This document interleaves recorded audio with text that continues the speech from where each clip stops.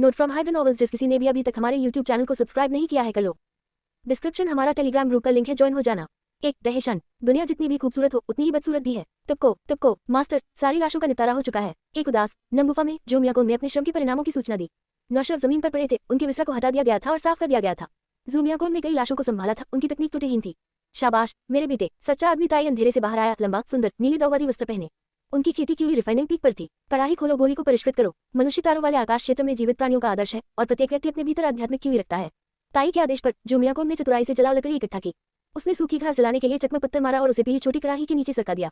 ज़ूमियाकोंग को उसके गुरु ने उठा लिया था। ताई ने उसे सड़ते भूसे के ढेर में लावारिस पाया। ग्रेट ब्लैक माउंटेन की कठोरता को देखते हुए उसके माता पिता निश्चित रूप से बहुत पहले ही मर चुके थे, संभवतः भूखे थे और उनकी लाशों को जानवरों या राक्षसों ने खा लिया था। उनके गुरु का उपनाम जू था, इसलिए वे जू बन गए। मियाकोंग वह नाम था जो ताई ने उसे दिया था। सच्ची आग। एक बार कड़ाही गर्म हो गई, ताई क्रॉसलेग करके बैठ गया और अपना दाहिना हाथ बढ़ाया। एक उंगलियों ने क्यूई रिफाइनिंग ट्रू फायर के अंगूठे के आकार के वार को संघनित किया। क्यूई रिफाइनिंग स्टेज कल्टीवेटर की एक चाल। हालांकि यह छोटा था, फिर भी इसकी गर्मी सामान्य लौ से कहीं अधिक थी। जैसे ही ताई ने कड़ाही में आग जलाई, जू मियाकोंग अगले कदम पर चला गया। उन्होंने बिस्तर का एक सेट उठाया, उसकी जांच की और उसे सीधे अंदर डाल दिया। सस अंदरूनी लोगों ने सच्ची आग के खिलाफ फुसफुसाया, जिससे गुफा तीखी बदबू से भर गई। शेष 8 सेटों का पालन किया गया। सच्ची अग्नि के नीचे दुर्गंध सुगंध में बदल गई। ताई ने अपनी आस्तीन से कई आध्यात्मिक पौधे निकाले और उन्हें कड़ाही में डाल दिया। 1.25 घंटे बाद खुला। ताई की उंगली की एक थपकी से कड़ाही घूम गई और 3 मानव अमृत उड़ गए। उत्कृष्ट, इस बैच की सफलता दर ऊंची है। ताई मुस्कुराई। 3 मानव अमृत। विसरा के 9 सेट से 3 गोलियां प्राप्त होती है, 3 में से 1 की सफलता दर। शिष्य, तुम इस वर्ष 19 वर्ष के हो, आपका फ्रेम पूरी तरह से विकसित हो गया है। ताई ने 3 गोलियां ज़ूमियाकोंग को दी। मास्टर, क्या मैं खेती शुरू कर सकता हूँ? ये ग्रेट ब्लैक माउंटेन था जो किंग साम्राज्य के भीतर तारों वाले आकाश क्षेत्र के एक कोने में एक अनोखी चोटी थी। तारों वाले आकाश क्षेत्र में राक्षस हर जगह घूमते थे और हर नश्वर व्यक्ति खेती का सपना देखता था। दाव की खेती करना और जितनी जल्दी हो सके चढ़ना प्रत्येक कृषक की इच्छा थी। ज़ूमियाकोंग का दिल जोर से धड़कने लगा। अपने गुरु के प्रभाव में वर्षों तक जड़ें जमा ली। खेती का बीज बहुत पहले ही उसमें पड़ चुका था। साधना के पथ पर मनुष्यों ने मनुष्यों को निगल लिया, मनुष्यों ने राक्षसों को निगल लिया, राक्षसों ने मनुष्यों को निगल लिया। बिल्कुल, इन वर्षों में मैंने तुम्हें मानव अमृत विधि और रक्तपिपासु मंत्र सिखाया, आपने उन पर महारत हासिल कर ली है। समय आ गया है। ताई गुफा के मुहाने तक चली गई और ग्रेट ब्लैक माउंटेन के पार पेड़ों को देखती रही। उसकी आंखों में जटिल भावनाएं चमक उठी। उस रात आसमान में असीम अंधकार छा गया। ज़ूमियाकोंग पालथी मारकर बैठा था, उसका शरीर और दिमाग बिल्कुल स्वस्थ था। ताई के संरक्षण में उसने बिना किसी हिचकिचाहट के मानव अमृत निगल लिया। क्यूई रिफाइनिंग, रूप और आत्मा एकजुट होकर क्यूई को शरीर में खींचते हैं, जादुई शक्ति को घनीभूत करते हैं। ज़ूमियाकोंग की भौहें बुनी हुई, उसके आंत में जलन महसूस हो रही थी। अपने दांत भींचते हुए उसने बार-बार रक्तपिपासु मंत्र का मूल मंत्र पढ़ा।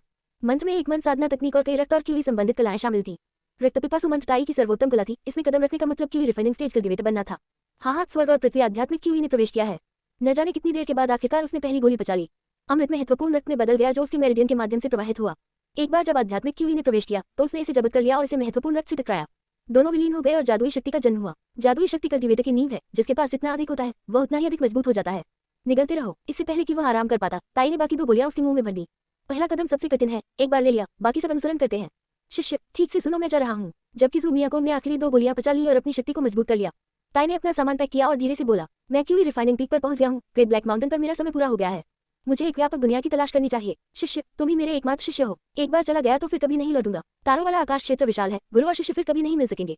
साधना का मार्ग लंबा है और महान दाव निर्दयी है। मेरी शिक्षा याद रखें, दुनिया कितनी भी खूबसूरत हो उतनी ही बदसूरत है। मास्टर, भोर हो गई। दिन के उजाले ने रात को पीछे धकेल दिया। सूरज की रोशनी गुफा में फैल रही थी।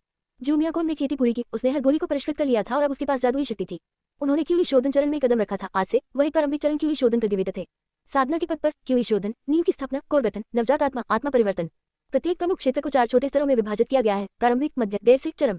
वह अमर गुफा से फूट पड़ा। जादुई शक्ति से सशक्त होकर वह दीवारों पर चढ़ सकता था और छतों पर छलांग लगा सकता था। गुफा ग्रेट ब्लैक माउंटेन के ऊपर स्थित थी। ज़ूमियाकोंग शिखर पर खड़ा था, सोच में खोया हुआ। बादल छट गए, दूर तक राक्षसों की गुर्राहट गूंज उठी। मास्टर, पिता, ताई ने चेतावनी दी थी कि ये दिन आएगा और ज़ूमियाकोंग ने इसकी कल्पना की थी। फिर भी जब वह आया तो दुख ने उसे घेर लिया। यद्यपि ताई को मास्टर कहा जाता था, वह वास्तव में एक पिता थे। ज़ूमियाकोंग के लिए ताई जो कुछ भी था, एक पिता था। इस जीवन में वह केवल ताई पर भरोसा करेगा। 3 दिन बाद गुफा को साफ कर दिया गया। ज़ूमियाकोंग ने अपने पुराने भान के कपड़े उतार दिए और ताज़ा पीला नीला वस्त्र पहन लिया। वह सुंदर नहीं था, उसके दाहिने गाल पर एक निशान था और उसकी टुटी पर मुहासे के हल्के निशान बने हुए थे। 6 इंच लंबा, वह पैर की उंगलियों को थोड़ा बाहर की ओर करके चलता था। कपड़ों के अलावा एक लाल लंबी तलवार, औषधीय गोलियों की कई शीशियां और पीली छोटी कड़ाही, सब कुछ उसके स्वामी द्वारा छोड़ दिया गया। उतरने का समय, शिखर बंजर था। ताई ने बहुत पहले ही इसे राक्षसों से मुक्त कर दिया था। मध्य ढलान और तलहटी में अभी भी राक्षस और लोग रहते हैं। राक्षस अनगिनत विचित्र रूपों में आए, सभी मनुष्यों को खाने के शौकीन थे। ग्रेट ब्लैक माउंटेन कठोर और भोजन की कमी वाला था, इसलिए लोग बारी बारी से राक्षसों को खाकर जीवित रहे। ड्रैगन उड़ता है, टाइगर छलांग लगाता है। ज़ूमियाकोंग ने एक गठरी कंधे पर रखकर और अपनी तलवार पकड़कर नीचे उतरना शुरू कर दिया। पहाड़ी रास्ता उबड़ खाबड़ था, नश्वर लोगों के लिए कठिन था। उसके लिए यह समतल जमीन थी, वह हवा की तरह तेज चला। अगली योजनाएं, मानव अमृत को परिष्कृत करना, राक्षसों का शिकार करना, उसकी खेती को लगातार बढ़ाना। मध्य ढलान 4 कान वाले खरगोश झुंड का क्षेत्र। जैसा कि नाम से पता चलता है, 4 कान वाले खरगोश के 4 कान होते हैं। वे सामान्य खरगोशों की तुलना में बहुत बड़े थे। वे बछड़े के आकार के थे। मांसाहारी, यदि उन्होंने किसी को नहीं पकड़ा तो उन्होंने एक दूसरे को खा लिया। गड़गड़ाहट गड़गड़ाहट। खून से लथपथ बंजर भूमि में 2-4 कान वाले खरगोश बैठे थे। प्रक्षालित हड्डियां उनके पैरों के पास बिखरी पड़ी थी। 2-4 कान वाला खरगोश। कुतर दी गई हड्डियों के बीच एक लड़की के शरीर का निचला हिस्सा अभी भी बचा हुआ था। कल रात यहाँ लड़की का अपहरण कर लिया गया था। वह सुबह होने तक चिल्लाती रही और आखिरकार उसकी जिंदगी खत्म हो गई। जो कुछ बचा था वह उसका मुड़ा हुआ एक समय का मासूम चेहरा, खुली हुई छाती और उसका टूटा हुआ निचला शरीर था। उसकी अधिकांश रंगीन इंद्रियां भी खा ली गई थी। बड़े भाई, वह एक मोटा खरगोश है। एक विशाल चट्टान के पीछे 2 नश्वर, एक लंबा एक छोटा, जासूसी कर रहे थे। वे कपड़े पहने हुए थे, गंदे कपड़े पहने हुए थे, पीले काले दांतों वाले थे। तैयार हो जाओ, एक ले आओ और हम कई दिनों तक खाएंगे। छोटा भाई बड़ा भाई था, जितना लंबा उतना छोटा। मांस के लिए राक्षसों का शिकार करने के लिए ग्रेट ब्लैक माउंटेन में प्रत्येक नश्वर के पास एक हथियार था। दूसरा भाई, जाओ। छोटे आदमी ने पहले आरोप लगाया। अपने रुके पैरों के बावजूद वह तेजी से आगे बढ़ा। उसका हथियार 2 सिरों वाली लोहे की कुल्हाड़ी थी। गुजी 2-4 कान वाले खरगोशों ने तुरंत प्रतिक्रिया व्यक्त की, चारों ओर घूम गए और अपने विशाल खूनी पंजे खोल दिए। जैसे ही रैंकलार जमीन पर गिरी, एक बदबूदार हवा चली। वाह, लंबे भाई ने कोई आरोप नहीं लगाया। चट्टान के पीछे छुपकर उसने एक गुप्त तीर छोड़ा। उसका लक्ष्य सच था। एक तीर 4 कान वाले खरगोश के माथे पर लगा। तीर के सिरे पर जहर था, बैंगनी चमड़ी वाले वृक्ष मेंढक का जहर, जो अधिकांश राक्षसों को गिराने के लिए पर्याप्त था। गुजी निश्चित रूप से। त्रस्त खरगोश चिल्लाया और गिर गया। उठने में असमर्थ हो गया। छोटा भाई पहले से ही दूसरे जानवर से उलझ रहा था। 4 कान वाले खरगोश पंजों पर नहीं बल्कि अपने पीछे की नुकीली पूंछ पर भरोसा करते हैं। कटीले और फुर्तीले, एक बार जब किसी नश्वर पर प्रहार किया जाता है तो जीवित रहने की संभावना कम होती है। अनुभवी छोटे कद के इस आदमी ने कड़ी पूंछ से बचने के लिए अपने छोटे कद का इस्तेमाल किया। गंदा जानवर, मर जाओ। उसकी कुल्हाड़ी नीचे गिर गई, जिससे खरगोश का आधा कान कट गया। बड़े भाई, मैं यहाँ हूँ। लंबा भाई दोनों हाथों में तीर लेकर दौड़ा और सीधे खरगोश के पिछले हिस्से पर वार किया। गुजी खरगोश ने भागने की कोशिश की, लेकिन छोटे भाई ने अपनी कुल्हाड़ी गिरा दी और अपनी बाहें उसकी पूंछ की चारों ओर लपेट ली। दूसरा भाई, खत्म करो। पूंछ दबाकर लंबे भाई ने खरगोश के पिछले हिस्से के टुकड़े टुकड़े कर दिए। छोटे भाई ने अपने कमरबंद से एक तेज ब्लेड निकाला और उसे जानवर की आंख के छेद में डाल दिया। गुजी 4 कान वाले खरगोश का मस्तिष्क उसका कमजोर स्थान है। ब्लेड ने सॉकेट को छेद दिया और उसे लुगदी बना दिया। हाँ शाबाश दूसरे भाई, यहाँ तक कि सबसे शक्तिशाली राक्षस में भी एक कमजोरी होती है। बहुत खुश होकर छोटे भाई ने अपने चेहरे से खून पोंछा और अपनी कुल्हाड़ी वापस ले ली। जहर खाया हुआ खरगोश बेकार था, कोई भी इसे जोखिम में नहीं डालेगा। काटो काटो काटो। उसने त्वरित प्रहारों से शव को कुचल डाला। दूसरे खरगोश का जब सिर काटा गया और पूंछ हटा दी गई तो उससे 100 बिलियां मांस निकला। समय कम था। एक बार काम पूरा हो जाने पर उन्हें तुरंत छोड़ना पड़ा। बड़े भाई, दिखने में लंबा भाई अचानक चिल्लाया। दिल बर्फ में बदल गया। छोटे भाई ने ऊपर देखा और निराशा ने उसे पकड़ लिया। कैसे? हमने पहले ही पता लगा लिया था। ये दोनों झुंड से दूर अकेले थे। चारों ओर कम से कम 24 कान वाले खरगोश भाइयों को घेरकर घुस आए थे। उन्होंने इसकी कभी उम्मीद नहीं की थी। कुछ देर पहले 2 हत्याएं, अब 20 आंखें चमक रही हैं। यदि खरगोशों ने उन्हें एक साथ दौड़ा दिया तो अक्षुण लाशें भी नहीं बचेंगी। Guzzi Guzzi Guzzi. दर्जनों लाल आंखों वाले खरगोशों ने किसी भी उद्घाटन के लिए भाइयों का अध्ययन किया। जैसे ही उन्हें कमजोरी नजर आती वे हमला बोल देते। पीछे पीछे भाई बेकाबू होकर कांपने लगे। राक्षस दांत और पंजे के नियम से जीते हैं। कमजोर शिकार के साथ खिलवाड़ किया जाता है और उसे मार दिया जाता है। किसी मजबूत चीज का सामना करें और वे पीछे हटने की मुद्रा में अपनी पूंछ हिलाने लगते हैं। पिटा जैसे ही दोनों ने अपनी अंतिम प्रार्थना की, ज़ूमियाकोन वहां से गुजरा। एक कल्टीवेटर की अनोखी आभा ने खरगोशों को तुरंत भयभीत कर दिया। हाथ हपाए जानवर। ज़ूमियाकोन ने केवल अपने होंठ खोले, फिर भी उसकी आवाज स्वर के क्रोध की तरह गरज रही थी। गुजी कई दुबले पतले खरगोश दहशत में आ गए। लेकिन चाहे मनुष्य हो या राक्षस, मूर्ख हमेशा होते हैं। सबसे बड़ा खरगोश चुपचाप ज़ूमियाकोन के दाहिनी ओर चला गया। इसकी मोटी शक्तिशाली पूंछ तीर की तरह निकली। उसके गले को निशाना बनाते हुए बार्ब्स ठंडी चमक बिखेर रहे थे।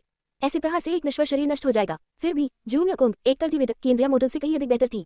शिन उसकी लंबी तलवार चमक उठी। इससे पहले की नजर पड़ती खरगोश की पूंछ कट गई। ब्लेड खून की प्यासी तलवार थी, जिसे मास्टर ने खून की प्यासे मंत्र के साथ जोड़कर बनाया था। जाना खून की प्यासी तलवार की द्वारा सशक्त होकर उड़ी और खरगोश की खोपड़ी में छेद कर गई। बिना चिल्लाए जानवर को भूसी में डुबो दिया गया। उसका सारा प्राण तत्व आत्मसात हो गया। इसका एक हिस्सा वापस ज़ूमियाकोन में बह गया। गुजी हर बचा हुआ 4 कान वाला खरगोश भय से स्तब्ध था, लड़खड़ाते हुए घबराहट में बिखर रहा था। 1 मिनट के भीतर समाशोधन खाली हो गया। सम्मानित कृषक। ज़ूमियाकोन का प्रदर्शन देखकर छोटे भाई ने फिर से सांस ली। उसने अपने छोटे भाई बहन को आगे खींचा। दोनों घुटनों के बल झुक गए और झुक गए। हमारे जीवन को बचाने के लिए सम्मानित कृषक। धन्यवाद सम्मानित कृषक, आपकी दिव्य शक्ति स्वर्ग को शर्मसार करती है। आप अजय हैं, पृथ्वी पर चलने वाले एक सच्चे अमर हैं। कृतज्ञता और चापलूसी एक तलिए धारा में बहने की। बहुत हो गई बकबक। ज़ूमियाकोन ने उन पर सरसरी नजर डाली और रुचि खो दी। उसके लिए जो अब एक कृषक है, नश्वर मानव अमृत के लिए मात्र सामग्री थे। भाइयों का हृदय कांप उठा। नश्वर लोगों की दृष्टि में कृषक राक्षसों से भी अधिक भयानक है। फिर भी ज़ूमियाकोन ने कार्रवाई करने की कोई आवश्यकता नहीं समझी। यहाँ तक कि मानव अमृत को परिष्कृत करने के लिए भी सामग्री का चयन करना होगा। सबसे अच्छे युवा थे, पुरुष या महिला। ये दोनों पहले से ही अपने 30वें दशक में थे, केवल कच्चे भराव के रूप में उपयुक्त थे। उसने खून की प्यासी तलवार म्यान में रखी और पहाड़ से नीचे उतरता रहा। भाइयों ने एक दूसरे से नजरें मिलाई। लंबे व्यक्ति ने खरगोश के शव को उठाया, जबकि छोटे व्यक्ति ने रास्ता साफ करने के लिए आगे की ओर दौड़ लगा दी। सम्मानित कृषक, आपके बाद ग्रेट ब्लैक माउंटेन में वनस्पति तेजी से बढ़ती है। एक ही दिन में ये रास्ता रोक सकता है। छोटे भाई ने अपनी योग्यता साबित करने के लिए अपनी कुल्हाड़ी घुमाई और घास फूस को काटा। आप किस गांव से हैं? ज़ूमियाकोन ने उदासीनता से पूछा। सम्मानित कृषक, हम डोनवू गांव से हैं। छोटे कद वाले व्यक्ति ने उत्सुकता से उत्तर दिया। आंखें चमक उठी। किसी कल्टीवेटर की कृपा प्राप्त करना सौभाग्य की बात होगी। डोनवू गांव ग्रेट ब्लैक माउंटेन शिखर की ओर सिकुड़ता जाता है और नीचे चौड़ा होता जाता है, घने जंगल में लिपटा हुआ। पहाड़ की तलहटी सबसे अधिक फैली हुई है, जिसमें 7 या 8 गांव हैं। मानव अमृत के लिए पिछली सामग्री इन बस्तियों से ली गई थी और पहाड़ के अधिकांश जानवर और राक्षस भी उन निचले जंगलों में रहते थे। रास्ता दिखाओ, ज़ूमियाकोन ने कहा। कोई बात नहीं, ये हम पर छोड़ दीजिए सर। बहुत खुश होकर छोटे भाई ने रास्ता खोजने के अपने प्रयास दोगुने कर दिए। नश्वर लोग जानते थे कि यद्यपि कृषक क्रूर और दुर्जय थे, जो भी नश्वर व्यक्ति उनकी सेवा करेगा उसे निश्चित रूप से लाभ मिलेगा। डोनवू गांव में बमुश्किल 1 दर्जन घर थे, कुल मिलाकर 30 से भी कम। 3 डोनवू गांव। इस गांव के सभी लोग घास और लकड़ी की झोपड़ियों में रहते हैं। गांव की खुली जगह पर कई ताज़ी लाशें पड़ी थी। अधिकांश लोग भूख से मर गए थे। ग्रेट ब्लैक माउंटेन खेती के लिए अनुपयुक्त है और भोजन दुर्लभ है। लाशों की ऊपरी जांघें फट गई थी, खून टपक रहा था और जमीन पर जमा हो गया था। हर कोई बाहर सम्मानित कल्टीवेटर यहाँ है। वह छोटा आदमी हांफते हुए घुटनों के बल झुक गया और प्रवेश द्वार पर चिल्लाया, एक कल्टीवेटर। ये शब्द सुनकर भूखे ग्रामीण भयभीत होकर बाहर देखने लगे। ज़ूमियाकोन ने अपने हाथों को अपनी पीठ के पीछे पकड़ लिया। एक कल्टीवेटर के लिए अद्वितीय आभापूर्ण प्रदर्शन पर थी। उन्होंने साफ हल्के नीले रंग का वस्त्र पहना था, जबकि ग्रामीण पैबंद लगे भान के कपड़े में थे। सम्मानित कृषक, मास्टर कल्टीवेटर, अमर। एक एक करके भयभीत ग्रामीण बाहर आए, घुटने टेक दिए और अपना सिर उठाने की हिम्मत नहीं की उसे अलग अलग तरीके से संबोधित किया। उनके लिए एक कल्टीवेटर जंगल के किसी भी जानवर से अधिक भयानक था। ज़ूमियाकोन ने उन्हें नजरअंदाज कर दिया और सीधे लाशों के पास चले गए। हम बुरा नहीं है। शवों में 2 युवा थे, छोटे और पतले, उनकी हड्डियां दिख रही थी। तुम सब उठो। ग्राम प्रधान कौन है? ज़ूमियाकोन ने चारों ओर देखा और ग्रामीणों को खड़े होने का आदेश दिया। जो ग्रामीण खड़े थे वे एक दूसरे पर नजरें गड़ाए हुए थे, कोई कुछ नहीं बोल रहा था। सम्मानित किसान, हमारे गांव में लंबे समय से कोई मुखिया नहीं है। छोटा कद वाला आदमी मुस्कुराता हुआ हाथ मिलता हुआ फिर आगे आया। मैं ये 2 लाशें लूंगा, ज़ूमियाकोन ने इशारा करते हुए स्पष्ट रूप से कहा। कोई दिक्कत नहीं, कोई दिक्कत नहीं। किसी ने भी ज़ूमियाकोन के अनुरोध को स्वीकार करने का साहस नहीं किया। छोटे कद वाले आदमी ने दोनों शवों को खींचकर बाहर निकाला और एक तरफ रख दिया। यह अमर कुछ नहीं लेता, खाना कर दिया जाएगा। ये शब्द स्वर के संगीत की तरह लग रहे थे। हर ग्रामीण बहुत खुश था। वे केवल जीना चाहते थे और भोजन का मतलब जीवन था। उस शाम छोटे कद वाले आदमी ने आग पर मांस पकाया, जबकि लंबे आदमी ने आग जला दी। 4 कान वाले खरगोश के मांस का एक बड़ा टुकड़ा जंगली साग और जड़ों के साथ बर्तन में चला गया। उन्होंने सदियों से मांस का स्वाद नहीं चखा था। उनके पेट में केवल पौधों की जड़ें थी। राक्षस के मांस के अलावा ग्रेट ब्लैक माउंटेन पर केवल कुछ गैर जहरीले पौधे और जड़ें ही खाने योग्य थी। ज़ूमियाकोन ने उनके नाम सीखे। छोटा वाला इमाइदा था, लंबा वाला इमाइर था। गुरगल शोरबे की सुगंध से गांव भर गया, क्योंकि सभी ग्रामीण एक घेरे में बैठ गए। आंखें बर्तन पर टिकी थी। मीदा की हर हलचल उनके दिलों को छू रही थी। सम्मानित कृषक, जब समय सही था, मीदा ने एक कटोरा उठाया और ज़ूमियाकोन को दिया। सुगंधित शोरबा आत्मा को ललचाता हुआ प्रतीत हो रहा था। तुम खाओ। ज़ूमियाकोन ने अपना सिर हिलाया और इसे नहीं लिया। क्योंकि रिफाइनिंग कल्टीवेटर बनने के बाद उन्होंने आंशिक रूप से उपवास करने की क्षमता हासिल कर ली थी। वह आधे महीने तक बिना भोजन के रह सकता था। इससे भी महत्वपूर्ण बात यह है कि 4 कान वाले खरगोश का मांस निम्न श्रेणी का केवल सामान्य खेल था। यदि उसने मांस खाया तो एक रिफाइनिंग स्तर के राक्षसों का होगा। राक्षस विविधता में अनगिनत थे। कल्टीवेटर रैंक के अनुरूप उनकी ताकत अलग अलग थी। नश्वर प्राणियों के लिए केवल भयंकर जानवर थे, बाघ, तेंदुए, भेड़िए। जब मास्टर ट्रूमैन ताई आसपास थे तो वह हर कुछ दिनों में क्यूई रिफाइनिंग राक्षस का मांस वापस लाते थे। ज़ूमियाकोन ने मजबूत शरीर बनाने के लिए इसे बचपन से ही खाया था। क्यूई रिफाइनिंग तक पहुंचना आसान था। मीदा ने कटोरा मीयर को थमाया और दूसरों के लिए करछुल चलाना जारी रखा। एक घड़े को 30 में बांटकर उसका निचला भाग खाली छोड़ दिया गया। उन्होंने तेल की आखिरी बूंद भी चाटकर उसे नीचे गिरा दिया। बस बहुत हो गया, कुरेना बंद करो। खाना पकाने के बर्तन को इतना खुर्च दिया गया था कि वह लगभग लीक हो गया था। मास्टर, ज़ूमियाकोन पालती मारकर बैठ गया। उसके विचार फिर से मास्टर ट्रूमैन ताई की ओर मुड़ गए। अपनी मास्टर गति के साथ वह अब तक ग्रेट ब्लैक माउंटेन से बहुत आगे निकल चुका था। देर रात ज़ूमियाकोन को सबसे साफ चौपड़ी दी गई। मीदा ने एक पतली युवा लड़की को भी भेजा। मास्टर कल्टीवेटर, लड़की ने नहा धोकर केवल एक घिसा पिटा पेट बैंड पहना था। वह आदेश की प्रतीक्षा में आज्ञाकारी ढंग से खड़ी रही। गणना करते समय ज़ूमियाकोन की नजर उस पर पड़ी। मानव अमृत को परिष्कृत करने के लिए युवा अनुभव या कुंवारी रक्तसार का उपयोग किया जा सकता है। मास्टर ने कहा था कि कुछ कृषक नियमित रूप से रक्त संचयन के लिए कुंवारी लड़कियों को रखते थे। हाँ, लड़की बहुत पतली थी, यहाँ तक कि रक्तसार निकालने के लिए भी उसे वर्षों तक मेद की आवश्यकता होगी। इसके लायक नहीं, घर जाओ। लड़की को विदा करने के बाद ज़ूमियाकोन भूख की तरह जंगल में चला गया। आग के पास मौजूद ग्रामीण को कुछ भी नजर नहीं आया। जंगल एकदम काला ठंडा था, पेड़ भूत जैसे थे। एस हर छाया में खतरा छिपा हुआ था। ज़ूमियाकोन अपनी खून की प्यासी तलवार को पकड़कर हल्के से पेड़ों के बीच से गुजर रहा था। ट्रिंकों में हल्के विषैले पदार्थ थे। छाल खाद्य थी, अन्यथा इसे बहुत पहले ही हटा दिया गया होता। दरार, जल्द ही एक 2 सींग वाला सुअर बाहर निकला। 2 सींग वाला सुअर, प्रारंभिक चरण क्यूई रिफाइनिंग राक्षस, जोड़वा सींग, 8 पैर, पीले दांत, आंखों से भरी जीभ। उत्तम। ज़ूमियाकोन ने तलवार उठाकर इसका स्वागत किया। खून की प्यासी तलवार लाल हो गई, जिससे उसका एक पैर कट गया।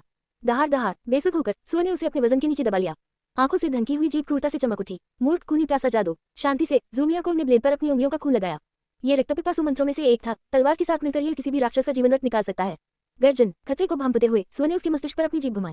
उसकी नाक में दुर्गंध भर गई। बेवकूफ, तुमने चारा ले लिया। उसने अपना मुंह खोला और जीभ पर मसूड़े का खून छिड़का। कराहना, उसने अपने मुंह के अंदर एक सुंदर कर देने वाला श्राप डाला था। खून ने इसे धोया। एक बार जबान पर इसका असर हुआ। जीभ महत्वपूर्ण थी, इसके साथ ही सुअर ने कई नश्वर प्राणियों को खा लिया था। अब जीभ पर आंखें बंद हो गई। चीर, जैसे ही सुअर सुना हो गया, ज़ूमियाकोन ने जीभ बाहर निकाली और लालच से चबाने लगा। ये फूटता है। उस पर आंखों में भरी जीभ को बेहतरीन स्वादिष्टता का स्वाद आया। खून की प्यासी तलवार ने पेट में वार किया और खून की एक एक बूंद पी गई। एक कल्टीवेटर की बुद्धि और मंत्र समान श्रेणी के राक्षसों से कहीं अधिक बेहतर होते हैं। क्रंच क्रंच, पट्टियों पर स्नेकिंग की तरह उसने हर आंख को कुचल दिया और निगल लिया। जीभ सुअर का सबसे मूल्यवान हिस्सा थी, जो राक्षसी मीना से भरपूर थी। मानव अमृत और राक्षस का मांस ज़ूमियाकोन के लिए आगे बढ़ने के सर्वोत्तम साधन थे। मनुष्य मनुष्य को खाता है, राक्षस मनुष्य को खाता है, मनुष्य राक्षस को खाता है। 4. मानव अमृत का शोधन। शेष रात में ज़ूमियाकोन ने घने जंगल के बीच एक खूनी रास्ता बनाया। प्रारंभिक चरण के किसी भी क्यूई रिफाइनिंग राक्षस से उसकी मुलाकात हुई। उसने उसे मार डाला और जैसे ही वह गिरा, उसने उसका मांस खा लिया। जानवरों के अनुसार सबसे अच्छा कट अलग अलग था। कुछ के लिए यह आंतें थी, दूसरों के लिए पूंछा मस्तिष्क। खाओ। जबकि मांस अभी भी गर्म था, उसने उसे हड्डी से कच्चा फाड़ दिया। सबसे कोमल हिस्सों को निगल लिया। उसके मुंह के कोनों पर खूंजाग बना हुआ था। इसका स्वाद खराब और चिपचिपा था, लेकिन कुछ और खाने के बाद उसने ध्यान देना बंद कर दिया। जब वह अभी भी नश्वर था, तो उसके गुरु ने हमेशा उसका मांस उबाला था। अब जब ज़ूमियाकोन एक कृषक था, तो उसका शारीरिक शरीर दिन ब दिन मजबूत होता गया। उसने कुछ सामान्य जानवरों को भी मार डाला था और उन्हें जंगल के किनारे फेंक दिया था। जंगल का यह विस्तार नौसिखिया के लिए एक मैदान के रूप में काम करता था, जो उसके कौशल को निखारने के लिए बिल्कुल उपयुक्त था। उसके गुरु ने उसे चेतावनी दी थी। ग्रेट ब्लैक माउंटेन का सबसे खतरनाक हिस्सा बोन फॉरेस्ट था, शक्तिशाली क्यूई रिफाइनिंग राक्षसों के साथ रेंगने वाली जगह। एक बार जब मैं मध्य चरण क्यूई रिफाइनिंग पर पहुंच जाऊंगा, तो मैं वहां शिकार करूंगा। जैसे ही जू मियाकोंग डोंगवू गांव लौटा, भोर हो गई, उसके कपड़े गंदगी से सने हुए थे। मीदा, मीर, जाओ उन शवों को यहाँ ले आओ। ग्रामीण जल्दी सोने और जल्दी उठने के बाद मीदा को मांस में नमक डालते हुए देखने के लिए एकत्र हुए थे। पहले के 4 कान वाले खरगोश का मांस नमक की मोटी परत के नीचे दबा हुआ था। ग्रेट ब्लैक माउंटेन के लिए नमक एक अद्वितीय संसाधन था। तलहटी नमक की खदानों से अटी पड़ी थी। समय समय पर शहर से खरीदार इसे लेने आते थे। ग्रेट ब्लैक माउंटेन किंग साम्राज्य के मेन शहर से संबंधित था, जो दर्जनों दीवारों वाले शहरों का एक विशाल क्षेत्र था। उनके गुरु ने कहा था कि उन सभी शहरों में फाउंडेशन स्थापना चरण का एक अमर निगरानी रखता था। खेती का महान दाव व्यापक रूप से फैला हुआ है, इसके रास्ते गिनती से परे हैं। जी श्रीमान, बीमिंग, मीदा और अन्य लोग जंगल से मांस खींचने के लिए दौड़ पड़े। पिछली रात की दावत के बाद उनकी ताकत लगभग दोगुनी महसूस हुई। जू मियाकोंग ने शेष ग्रामीणों को उन 2 लाशों को ले जाने का आदेश दिया जिन्हें उसने अपनी झोपड़ी में चुना था। उसे जल्दी से काम करना था, अंगों को हटाना और अमृत को परिष्कृत करना। यह नया साल है, नया साल। मीदा और मीर ने इस हमले का नेतृत्व किया और मारे गए राक्षसों को वापस खींच लिया। उनके पीछे हर ग्रामीण के हाथ में हथियार भरे हुए थे। उनके कपड़े खून से लाल हो गए थे, लेकिन उनमें से किसी को कोई परवाह नहीं थी। मांस का वजन 1000 बिल्ली से अधिक था। अखाद्य टुकड़ों को काटने के बाद भी ये लंबे समय तक डोंगवू गांव को भोजन देगा। अंदर जू मियाकोंग ने पहले ही 2 शवों को काट दिया था और अंगों को बाहर निकाल लिया था। हृदय, गुर्दे, यकृत, फेफड़े, प्लीहा। कोने में साफ नमकीन पानी से भरा एक बर्तन खड़ा था। ग्रेट ब्लैक माउंटेन का पानी उसके नमक से अविभाज्य था, हर धारा खारी थी। जो विधि वह जानता था, उसका पालन करते हुए उसने नमकीन पानी की सातान को रगड़ा और छाटा। पीली छोटी कढ़ाई अपनी जगह पर रखी हुई थी, नीचे जलाव लकड़ी रखी हुई थी। जल्द ही अंगों के 2 सेट तैयार हो गए। सहायक अमृत के लिए आवश्यक अन्य आध्यात्मिक पौधे उसके गुरु द्वारा छोड़ दिए गए थे। कढ़ाई खोलो। जू मियाकोंग ने लकड़ी जलाई और छोटे बर्तन को गर्म किया, फिर अंगों और आध्यात्मिक पौधों में गिरा दिया गया। वह अपनी जादुई शक्ति को प्रवाहित करते हुए वहीं बैठ गया जहां उसका गुरु कभी बैठा था। सच्ची आग, आगे आओ। उन्होंने सच्ची अग्नि को संघनित करने का सूत्र अनगिनत बार पढ़कर याद कर लिया था। इसी 1/4 घंटे बाद सुई की आग से बड़ी कोई चिंगारी अंततः प्रज्वलित नहीं हुई। सच्ची आग महज एक जादुई शक्ति थी जिसे उसकी उग्रता तक पहुंचाया गया था।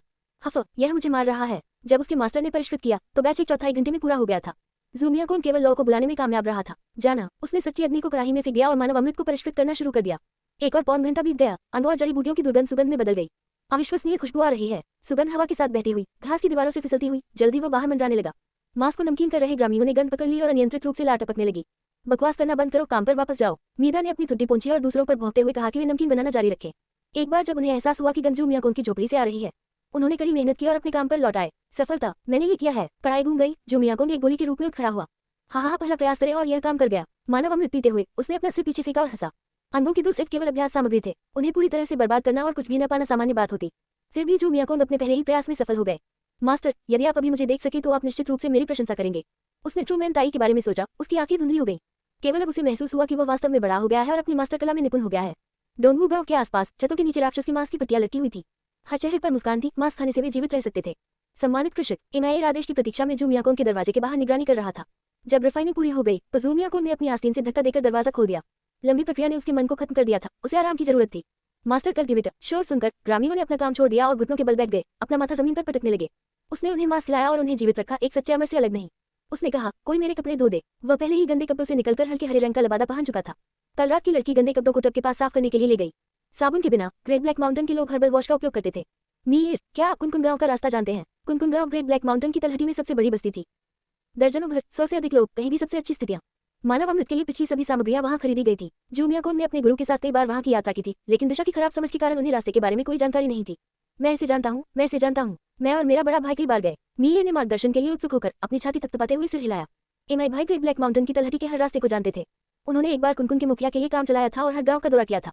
ओह, क्या आप अब कोई काम नहीं कर रहे हैं? मुखिया के लिए दौड़ने से आपको भोजन मिला। याद करते ही एमाई का चेहरा काला पड़ गया। भोजन के लिए कामकाज करना एक ऐसा काम था जिसके लिए आपको संघर्ष करना पड़ता था। यही अंतर था। डोंगवू भूखा रहता था, अगले भोजन के बारे में निश्चित नहीं था, जबकि कुनकुन मजबूत था और अच्छी तरह से खिलाया जाता था। हर दिन मेज पर मांस परोसा जाता था। उनके गुरु ने एक बार कहा था, मनुष्य लगभग बराबर हो सकते हैं या एक खाई से अलग हो सकते हैं। अन्य गांवों ने जमकर प्रतिस्पर्धा की, यदि आप नहीं दौड़ेंगे तो कोई और दौड़ेगा। मीदा और मीर को बाहर निकाला गया और धमकाया गया, जिससे उनकी जान लगभग चली गई। कल भोर में हम कुनकुन के लिए प्रस्थान करेंगे, आप बस रास्ता दिखाए। जू मियाकोंग ने योजना बनाते हुए अपनी टुड्डी पर हाथ फेरा। वह सामग्री का एक नया बैच इकट्ठा करने के लिए कुनकुन जाएगा। मध्य चरण की हुई रिफाइनिंग तक पहुंचने के लिए उसे मानव अमृत और की हुई रिफाइनिंग राक्षस मांस के महासागरों की आवश्यकता थी। जितना ज्यादा उतना अच्छा। 5 कुनकुन गांव। एक अच्छी रात के आराम के बाद जू मियाकोंग अगले दिन दोपहर तक नहीं उठे। कल उसने जो आध्यात्मिक शक्ति खर्च की थी उसे ठीक होने में पूरी रात लग गई। सम्मानित कृषक मीदा और मीर पहले से ही बाहर इंतजार कर रहे थे, भाई अविभाज्य थे।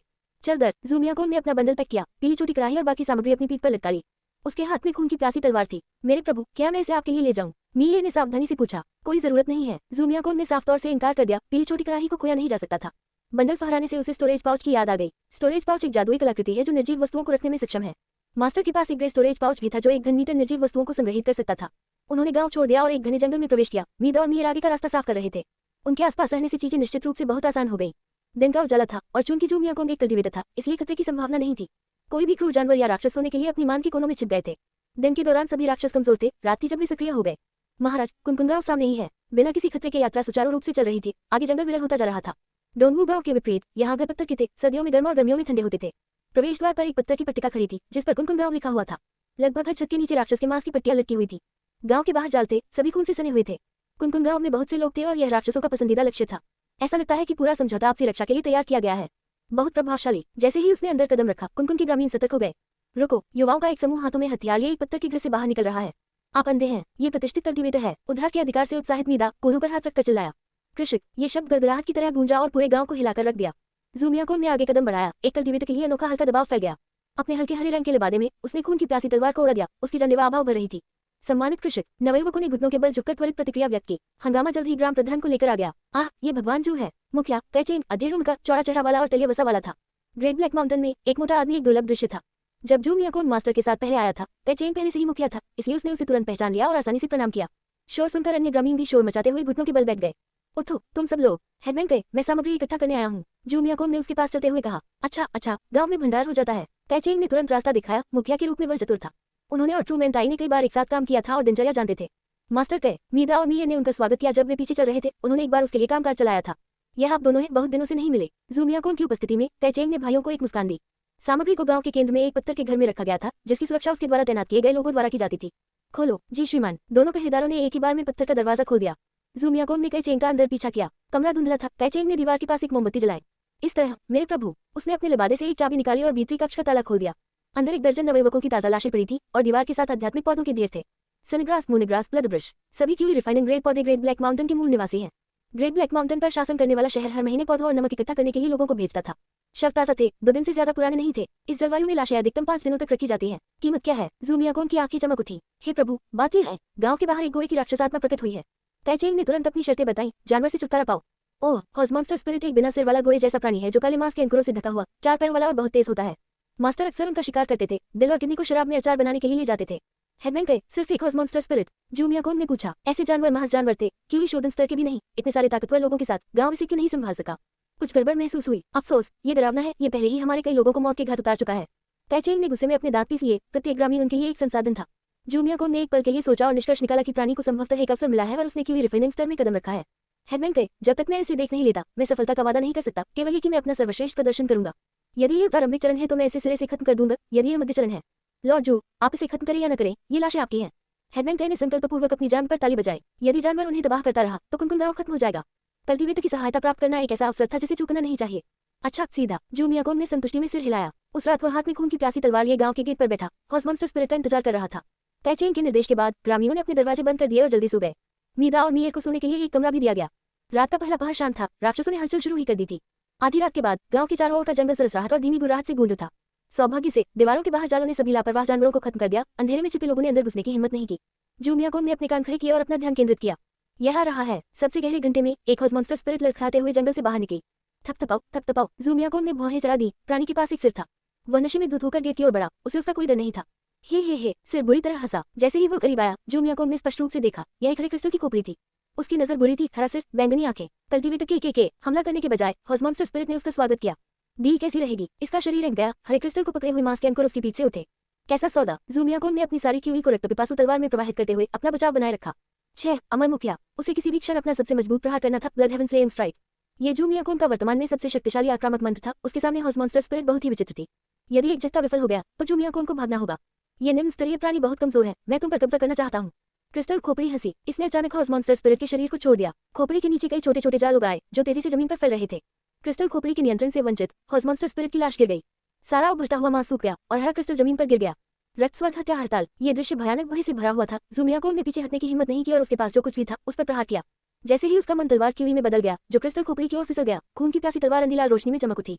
दरार। क्रिस्टल खोपड़ी न तो चकमा दे पाए और न ही बच निकली। हठपूर्वक आगे बढ़ती रही, पूरी तरह से बेदाग। विरोध क्यों? मेरे अमर सिर की सहायता से तुम्हें अमर स्वर प्राप्त करना निश्चित है। खुद को अमर सिर बताते हुए क्रिस्टल खोपड़ी ज़ूमियाकोन के हमले के बाद पीछे हटने के बजाय आगे बढ़ गई। हुश, तंबू, अंगों की तरह फुर्तीले ज़ूमियाकोन की बांह पर चिपक गए।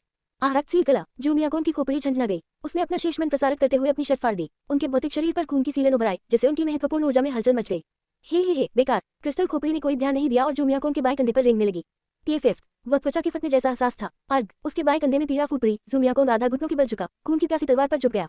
आराम करो, जल्दी तुम मुझे धन्यवाद दोगे। हे, क्रिस्टल खोपड़ी ने बुरी हंसी दी और कुछ नहीं कहा। जूमिया कोन दर्द से बेहोश हो गई और गिर गई। खिलखिलाओ, उनकी आभा में उतार चढ़ाव आया, अब तेज, अब धीमी, अब हिंसक, अब शांत। भोर की पहली धूसर रोशनी में ही जूमिया कोन ने अपने पैरों पर खड़ा होने के लिए संघर्ष किया। आह, मेरे सिर! क्रिस्टल खोपड़ी अमर सिर से सूचनाओं की एक धारा उसके दिमाग में भर गई। ये कुछ एडवांस कल्टीवेटर की आकस्मिक रूप से तैयार की गई जादुई कलाकृति थी। एक बड़ी लड़ाई के बाद इसे क्षतिग्रस्त कर दिया गया और त्याग दिया गया। अरे, स्वर्ग ने मेरे अमर सिर को नष्ट नहीं किया, क्षति ने अमर सिर को अपनी चेतना प्रदान की, दुर्भाग्य से सौभाग्य। साल बीत गए, उसका दिमाग तब तक परिपक्व हो गया जब तक वह अंततः चल नहीं सका। उसके पास भयंकर जानवर थे और वह केवल खुद को मजबूत करने की तलाश में घूमता था। मैं क्यों? जूमिया कोन क्रॉस लेग बैठा था। उसने खून की प्यासी तलवार को अपने घुटनों पर टिकाया और धीरे धीरे अपने मन को पुनः प्राप्त किया। उसने अपने होंठ जोर से काटे, फिर भी खुद को शक्तिहीन महसूस किया। पहले ही अपने आखिरी शब्द लिख चुका था। अमर सिर ने अब उसके बाएं कंधे पर कब्जा कर लिया। उसके सिर को मोड़ने पर दिखाई दे रहा था। क्योंकि आपने अभी साधना पद पर कदम रखा है, आपकी नींव उतरी है। अमर सिर मूर्ख नहीं था। यदि उसने एक उन्नत कल्टीवेटर को लक्ष्य बनाया होता तो उसे देखते ही परिष्कृत कर दिया गया होता। मुझे अपनी मदद करने दे। इसकी बैंगनी आंखें चमक उठी। मैंने उसके कंधे से जूमिया कोन के हर हिस्से को भर दिया। उसका मन बहाल हो गया। आप! इसने जूमिया कोन को चौंका दिया। उसके लिए वह पूरी तरह से बेजोड़ और दबा हुआ था। अमर सिर को उसे पूरी तरह से निगल जाना चाहिए था। हे, मैं अभी भी जादुई कलाकृतियों का समर्थन करता हूँ। एक कल्टीवेटर को खाने से मुझे कोई लाभ नहीं होता है। बेहतर होगा कि हम एक दूसरे की मदद करें, जल्द ही दाव हासिल करें और एक साथ अमरलोक में चलें। अमर सिर ईमानदार लग रहा था। इसे अधिक ऊंचाइयों तक पहुंचने के लिए जूमिया कोन के विकास की आवश्यकता थी। जैसा कि कहा गया है, पारस्परिक लाभ ही सही अंत होगा। जब तक आप मुझे नुकसान नहीं पहुंचाते, हर चीज पर समझौता हो सकता है। जूमिया कोन अंदर से विकर्षित रहा, लेकिन उसके पास कोई विकल्प नहीं था। यदि उसने अमर सिर की अवहेलना की और हंगामा किया तो वह समाप्त हो जाएगा। वह अभी के लिए केवल सहमत हो सकता है। हालांकि अब आप मुझे अस्वीकार करते हैं, आप जल्द ही समझ जाएंगे। अमर शीश आश्वस्त था। ये और जूमिया कोन अब सहजीवन में बंध गए थे। समय के साथ वे अविभाज्य होने तक विलीन हो जाएंगे। जादुई कलाकृतियों के समर्थन का एक लक्षण। अब जूमिया कोन की मदद करके अमर मुखिया अपने भविष्य का समर्थन कर रहा था। भगवान जू! दिन पूरी तरह टूट चुका था। कैचेन पे हटे कटे युवाओं के साथ गांव के स्टील के पीछे छिप गया। जूमिया कोन की पीठ उनकी ओर थी, जिससे जीवन या मृत्यु का कोई संकेत नहीं मिल रहा था। भगवान जू! वह अभी भी ध्यान में बैठा था। उसका दिमाग अमर सिर की जानकारी संसाधित कर रहा था। अनुबंध पर हस्ताक्षर किए गए। उसके पास कोई विकल्प नहीं था। वह एक समय में एक कदम उठाता था। हॉर्समॉन्स्टर स्पिरिट से निपटा गया है। जूमिया कोन खून की प्यासी तलवार को अपनी पीठ पर घुमाते हुए मुड़ा। आया, लॉर्ड जू अद्भुत हैं। बहुत खुश होकर कैचेन युवाओं के साथ जल्दी से वहां पहुंच गया। हॉर्समॉन्स्टर स्पिरिट की लाश को जमीन पर देखकर उसने आसान सांस ली। हे, चिंता मत करो, वे मुझे नहीं देख सकते। अमर सिर ने शेखी बघारी। कैचेन और अन्य लोग बिल्कुल सामान्य देख रहे थे। किसी ने जूमिया कोन के कंधे पर अमर सिर नहीं देखा। अमर मुखिया, क्या आप अपने आप को छुपा सकते हैं? बेशक, केवल मॉडल्स ही नहीं, यहाँ तक कि कोई रिफाइनिंग स्टेज कल्टीवेटर भी मेरा पता नहीं लगा सकते। अमर का सिर बकबक करने लगा। इसकी आवाज एक मानसिक संचरण की तरह सीधे जूमिया कोन के दिमाग में चली गई। यह महत्वपूर्ण था। केवल फाउंडेशन एस्टेब्लिशमेंट कल्टीवेटर ही ध्वनि प्रसारण का उपयोग कर सकते थे। ये कार्य अमर साबित हुआ। सिर कम से कम फाउंडेशन स्थापना स्तर का था। जल्दी करो, उस जानवर के टुकड़े टुकड़े कर दो। कैचेन ने अपने आदमियों को हॉर्समॉन्स्टर स्पिरिट के शरीर का निपटान करने का आदेश दिया। हरे क्रिस्टल को जूमिया कोन ने पहले ही अपनी जेब में रख लिया था। अमर मुखिया के अनुसार इसने मायने देबोरेंगार रिकॉर्ड किया। जश्न में बर्तन और खंभे बज उठे। हर ग्रामीण मुस्कुरा उठा। खतरनाक हॉर्समॉन्स्टर स्पिरिट के मरने के बाद वे अंततः शांति से सो सके। कैचेन ने ग्रामीणों के लिए लाश को टुकड़ों में काटकर सार्वजनिक रूप से प्रदर्शित किया। सम्मानित कृषक, धन्यवाद। Master cultivator. कोर्टों में जूमिया कोन के सामने घुटने टेककर ग्रामीण जानते थे कि किसे धन्यवाद देना है। मीदा और मियर गर्व से उसके पीछे खड़े थे। तुरंत कैचेन ने वादा की गई लाश को जूमिया कोन को सौंप दिया।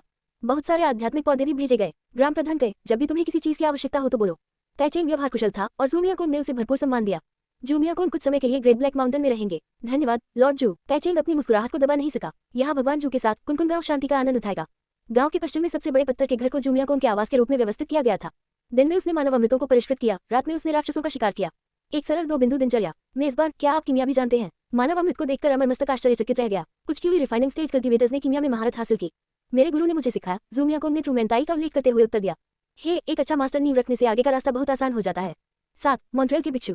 जूमिया कोन को बचपन से ही ट्रूमेंटाई द्वारा तैयार किया गया था। उन्होंने एक उत्कृष्ट नींव के साथ सीधे की हुई शोधन में कदम रखा। ये ठीक इसी वजह से था कि अमर सिर का कब्जा इतनी आसानी से हो गया। एक बड़े संप्रदाय में उन्हें अभी भी दाव बीज के रूप में सम्मानित किया जाएगा। ओह, क्या वास्तव में बाहर इतने सारे कल्टीवेटर गुट हैं? जूमिया कोन ने उत्सुकता से पूछा। खेती करने वाले नदी में काप की तरह भूमि पर झुंड बनाकर घूमते हैं। निसंदेह गुट अनगिनत हैं। अमर मुखिया ने कुछ बुनियादी विद्याएं प्रस्तुत की। इसके क्षतिग्रस्त होने के बाद इसकी बुद्धि फिर से चालू हो गई थी। यह अब अपने स्वयं की ग्रेड का निर्णय नहीं कर सकता। फिर भी ध्वनि संचारण मंत्रों का उपयोग करने में सक्षम होने और धुंधली यादें रखने के कारण ये कम से कम फाउंडेशन स्थापना स्तर था। सच्ची आग। जूमिया कोन बिस्तर पर क्रॉस लेग करके बैठ गया। अपनी दाहिनी उंगलियों को फैलाया और ट्रू फायर को कंडेंस किया। सभी लाशों का निपटारा कर दिया गया था। आंतरिक अंगों को एक तरफ अलग अलग रखा गया था। विसरा का एक सेट धीरे धीरे गर्म करने के लिए पीली छोटी कड़ाही में डाला गया। मुझे अपनी मदद करने दें। अमर मुखिया कंजूस नहीं था। इसकी बैंगनी आंखें चमक उठी और इसने लौ को संघनित करने में सहायता की। इस कुछ ही क्षणों में सच्ची आग की एक किरण ने आकार ले लिया। पिछले प्रयास का आधा समय। सुंदर। एक बार फिर जूमिया कोन ने अमर मुखिया की सहायता का लाभ देखा। सचमुच आधे प्रयास से 2 गुना परिणाम। आध्यात्मिक पौधे जोड़े। पहले प्रयास के अनुभव और अमर सिर की मदद से मानव अमृत का शोधन आसानी से हो गया। 2 दिनों के भीतर सारी सामग्रियां खत्म हो गया। हालांकि जूमिया कोन थका हुआ लग रहा था, लेकिन उसका उत्साह छिप नहीं सका। 6 मानव अमृत, 50% की सफलता दर। अमर मुखिया की भूमिका को कम नहीं आंका जा सकता। सफलता दर आधी हो गई थी। हाँ, महान दाव दृष्टि में है। अमर स्वर्गारोहण संभव है। टकराना। तभी पत्थर के घर का दरवाजा खटखटाया गया। मुश्किल। जूमिया कोन ने मानव अमृत को संग्रहित किया और खून की प्यासी तलवार पकड़कर दरवाजा खोला। सर, मेन शहर से एक कल्टीवेटर ने गांव में प्रवेश किया है। दरवाजे पर मीदा था। उनके शब्दों ने तुरंत जू मियाकोंग को परेशान कर दिया। मेंग सिटी किंग साम्राज्य का एक शहर था जो ग्रेट ब्लैक माउंटेन पर शासन करता था। आइए एक नजर डालते हैं। जू मियाकोंग की नजर गंभीर हो गई जब वह मीदा का पीछा करते हुए गांव के केंद्र तक गया। काले कपड़ों में एक हट्टा कट्टा आदमी अपनी पीठ के पीछे हाथ रखकर ग्रामीणों का प्रणाम स्वीकार कर रहा था। पूरी दाढ़ी, लंबी और प्रभावशाली, आंखें गहरी और चमकदार। जू मियाकोंग की आभा को महसूस करते हुए काले कपड़े पहने व्यक्ति ने तुरंत अपना सिर घुमाया। साथी दाऊवादी, जू मियाकोंग ने हाथ जोड़कर अभिवादन किया। साथी दाऊवादी, काले कपड़े पहने व्यक्ति ने उतनी ही तेजी से जवाब दिया और हाथ जोड़कर सलामी दी। इसी तरह एक ही पीढ़ी के कृषक एक दूसरे का अभिवादन करते थे। यह मेन सिटी की सिटी लॉर्ड्स मैंशन से लियो हाउ है। हटे कट्टे आदमी ने अपनी पृष्ठभूमि बताई। कई वर्षों की साधना के बाद वह पहले से ही क्यूई शोधन के मध्य चरण में था। मैं जू मियाकोंग हूँ, ग्रेट ब्लैक माउंटेन का एक नया उन्नत कल्टिवेटर। जू मियाकोंग ने लियो हाउ के रवैये को देखते हुए बिना अहंकार या विनम्रता के उत्तर दिया। ओह, तो आपको ट्रू मेंताई का शिष्य होना चाहिए। यह विचार आते ही लियो हाउ ने अपना माथा थपथपाया। हालांकि वह जू मियाकोंग से कभी नहीं मिला था, लेकिन उसने ट्रू मेंताई के साथ व्यवहार किया था। हाल के वर्षों में ट्रू मेंताई ग्रेट ब्लैक माउंटेन पर एकमात्र कल्टिवेटर थे। वास्तव में सच्चा आदमी ताई मेरा गुरु है। लियो हाउ ने स्वयं ट्रू मेंताई को पाला। उनका व्यवहार मुस्कुराहट में बदल गया। यह निष्कर्ष निकालना कठिन नहीं था, मित्र शत्रु नहीं। और जैसा कि अपेक्षित था, लियो हाउ अमरसिर के अस्तित्व का बिल्कुल भी पता नहीं लगा सके। हम दोनों मेन सिटी के अंतर्गत कृषक हैं, हम एक परिवार हैं। लियो हाउ पूरी गर्मजोशी से भरे थे और एक वाक्य से दूरी खत्म कर दी। साथी दाऊवादी सही है, हम एक परिवार हैं। साथी दाऊवादी की शक्ति गहरी है और आपका भविष्य असीमित है। मुस्कुराते हुए चेहरे पर कोई थप्पड़ नहीं मारता, जू मियाकोंग ने विनम्र अभिवादन का आदान प्रदान करते हुए साथ खेला। हाँ कैचेंग, भोजन की एक मेज तैयार करो। लियो हाउ ने सिर हिलाया और कैचेंग को आदेश देने के लिए मुड़े। जी श्रीमान। कैचेंग ने देरी करने की हिम्मत नहीं की। एक चौथाई घंटे बाद एक विशाल पत्थर के घर के अंदर जू मियाकोंग और लियो हाउ एक दूसरे के सामने बैठे थे। कैचेंग ने राक्षस का मांस काटा था और दुर्लभ साग और मजबूत शराब रखी थी। आओ पहले पी ले। कृषकों के लिए शराब नशा नहीं कर सकती, ये केवल फॉर्म के लिए था। कृपया। जू मियाकोंग ने अपना कप उठाया और एक ही बार में शराब नीचे गिरा दी, फिर राक्षस का मांस पकड़ा और उसमें से काट लिया। मांस की हुई शोधन स्तर की काली चमड़ी वाली नुकीली भीड़ का था, जिसका शिकार जू मियाकोंग ने खुद एक रात पहले किया था। ताज़ा करने वाला। लियो हाउ ने भी लगातार 2 कप पी लिए और जू मियाकोंग के साथ बातचीत शुरू कर दी। वह मेन शहर के लिए आध्यात्मिक पौधे और नमक इकट्ठा करने और रास्ते में कुछ अनुभव हासिल करने के लिए ग्रेट ब्लैक माउंटेन आए थे। ग्रेट ब्लैक माउंटेन में क्यूई शोधन राक्षसों की संख्या कम नहीं थी। लियो हाउ के मुंह से जू मियाकोंग ने भी काफी जानकारी निकाली। मेन सिटी में कई दर्जन क्यूई रिफाइनमेंट स्टेज कल्टिवेटर और एक foundation establishment stage city Lord थे। ग्रेट ब्लैक माउंटेन को छोड़कर 300 के लिए उत्तर की ओर जाने पर आप मेन शहर पहुंच गए। मेन सिटी में कई नश्वर लोग थे, कम से कम कई हजार। साथी दाओइस्ट जू, मेन सिटी भी आए। सिटी लॉर्ड्स मैंशन के लिए काम करें और आपको संसाधन प्राप्त होंगे। सिटी लॉर्ड पूर्ण प्रभुत्व करता था और जिस सिटी लॉर्ड्स मैंशन की उसने स्थापना की थी, वह मेन सिटी की सबसे मजबूत शक्ति थी। अल्केमिस्ट और आर्टिफैक्ट रिफाइनर दोनों ही सिटी लॉर्ड्स मैंशन में पाए जा सकते हैं। अप्रत्यक्ष प्रश्नों के माध्यम से जू मियाकोंग को यह भी पता चला कि उसका मास्टर मेन शहर में नहीं था। चूंकि उसका मास्टर वहां नहीं था, इसलिए उसे जाने की कोई जल्दी नहीं थी। इसके अलावा वह केवल क्यूई शोधन के प्रारंभिक चरण में था, उसकी ताकत बहुत कम थी। साथी दाऊवादी लियो, मुझे इस पर विचार करने की अनुमति दे। जू मियाकोंग ने विनम्रता से मना कर दिया। बिल्कुल। लियो हाउ को कोई आपत्ति नहीं थी। आखिरकार हर किसी की अपनी अपनी आकांक्षाएं होती हैं। यदि ग्रेट ब्लैक माउंटेन का कठोर वातावरण नहीं होता तो स्थानीय तानाशाह के रूप में यहाँ शासन करना असंभव नहीं होता। भोज समाप्त होने के बाद वे आराम करने के लिए अपने कमरे में लौट आए।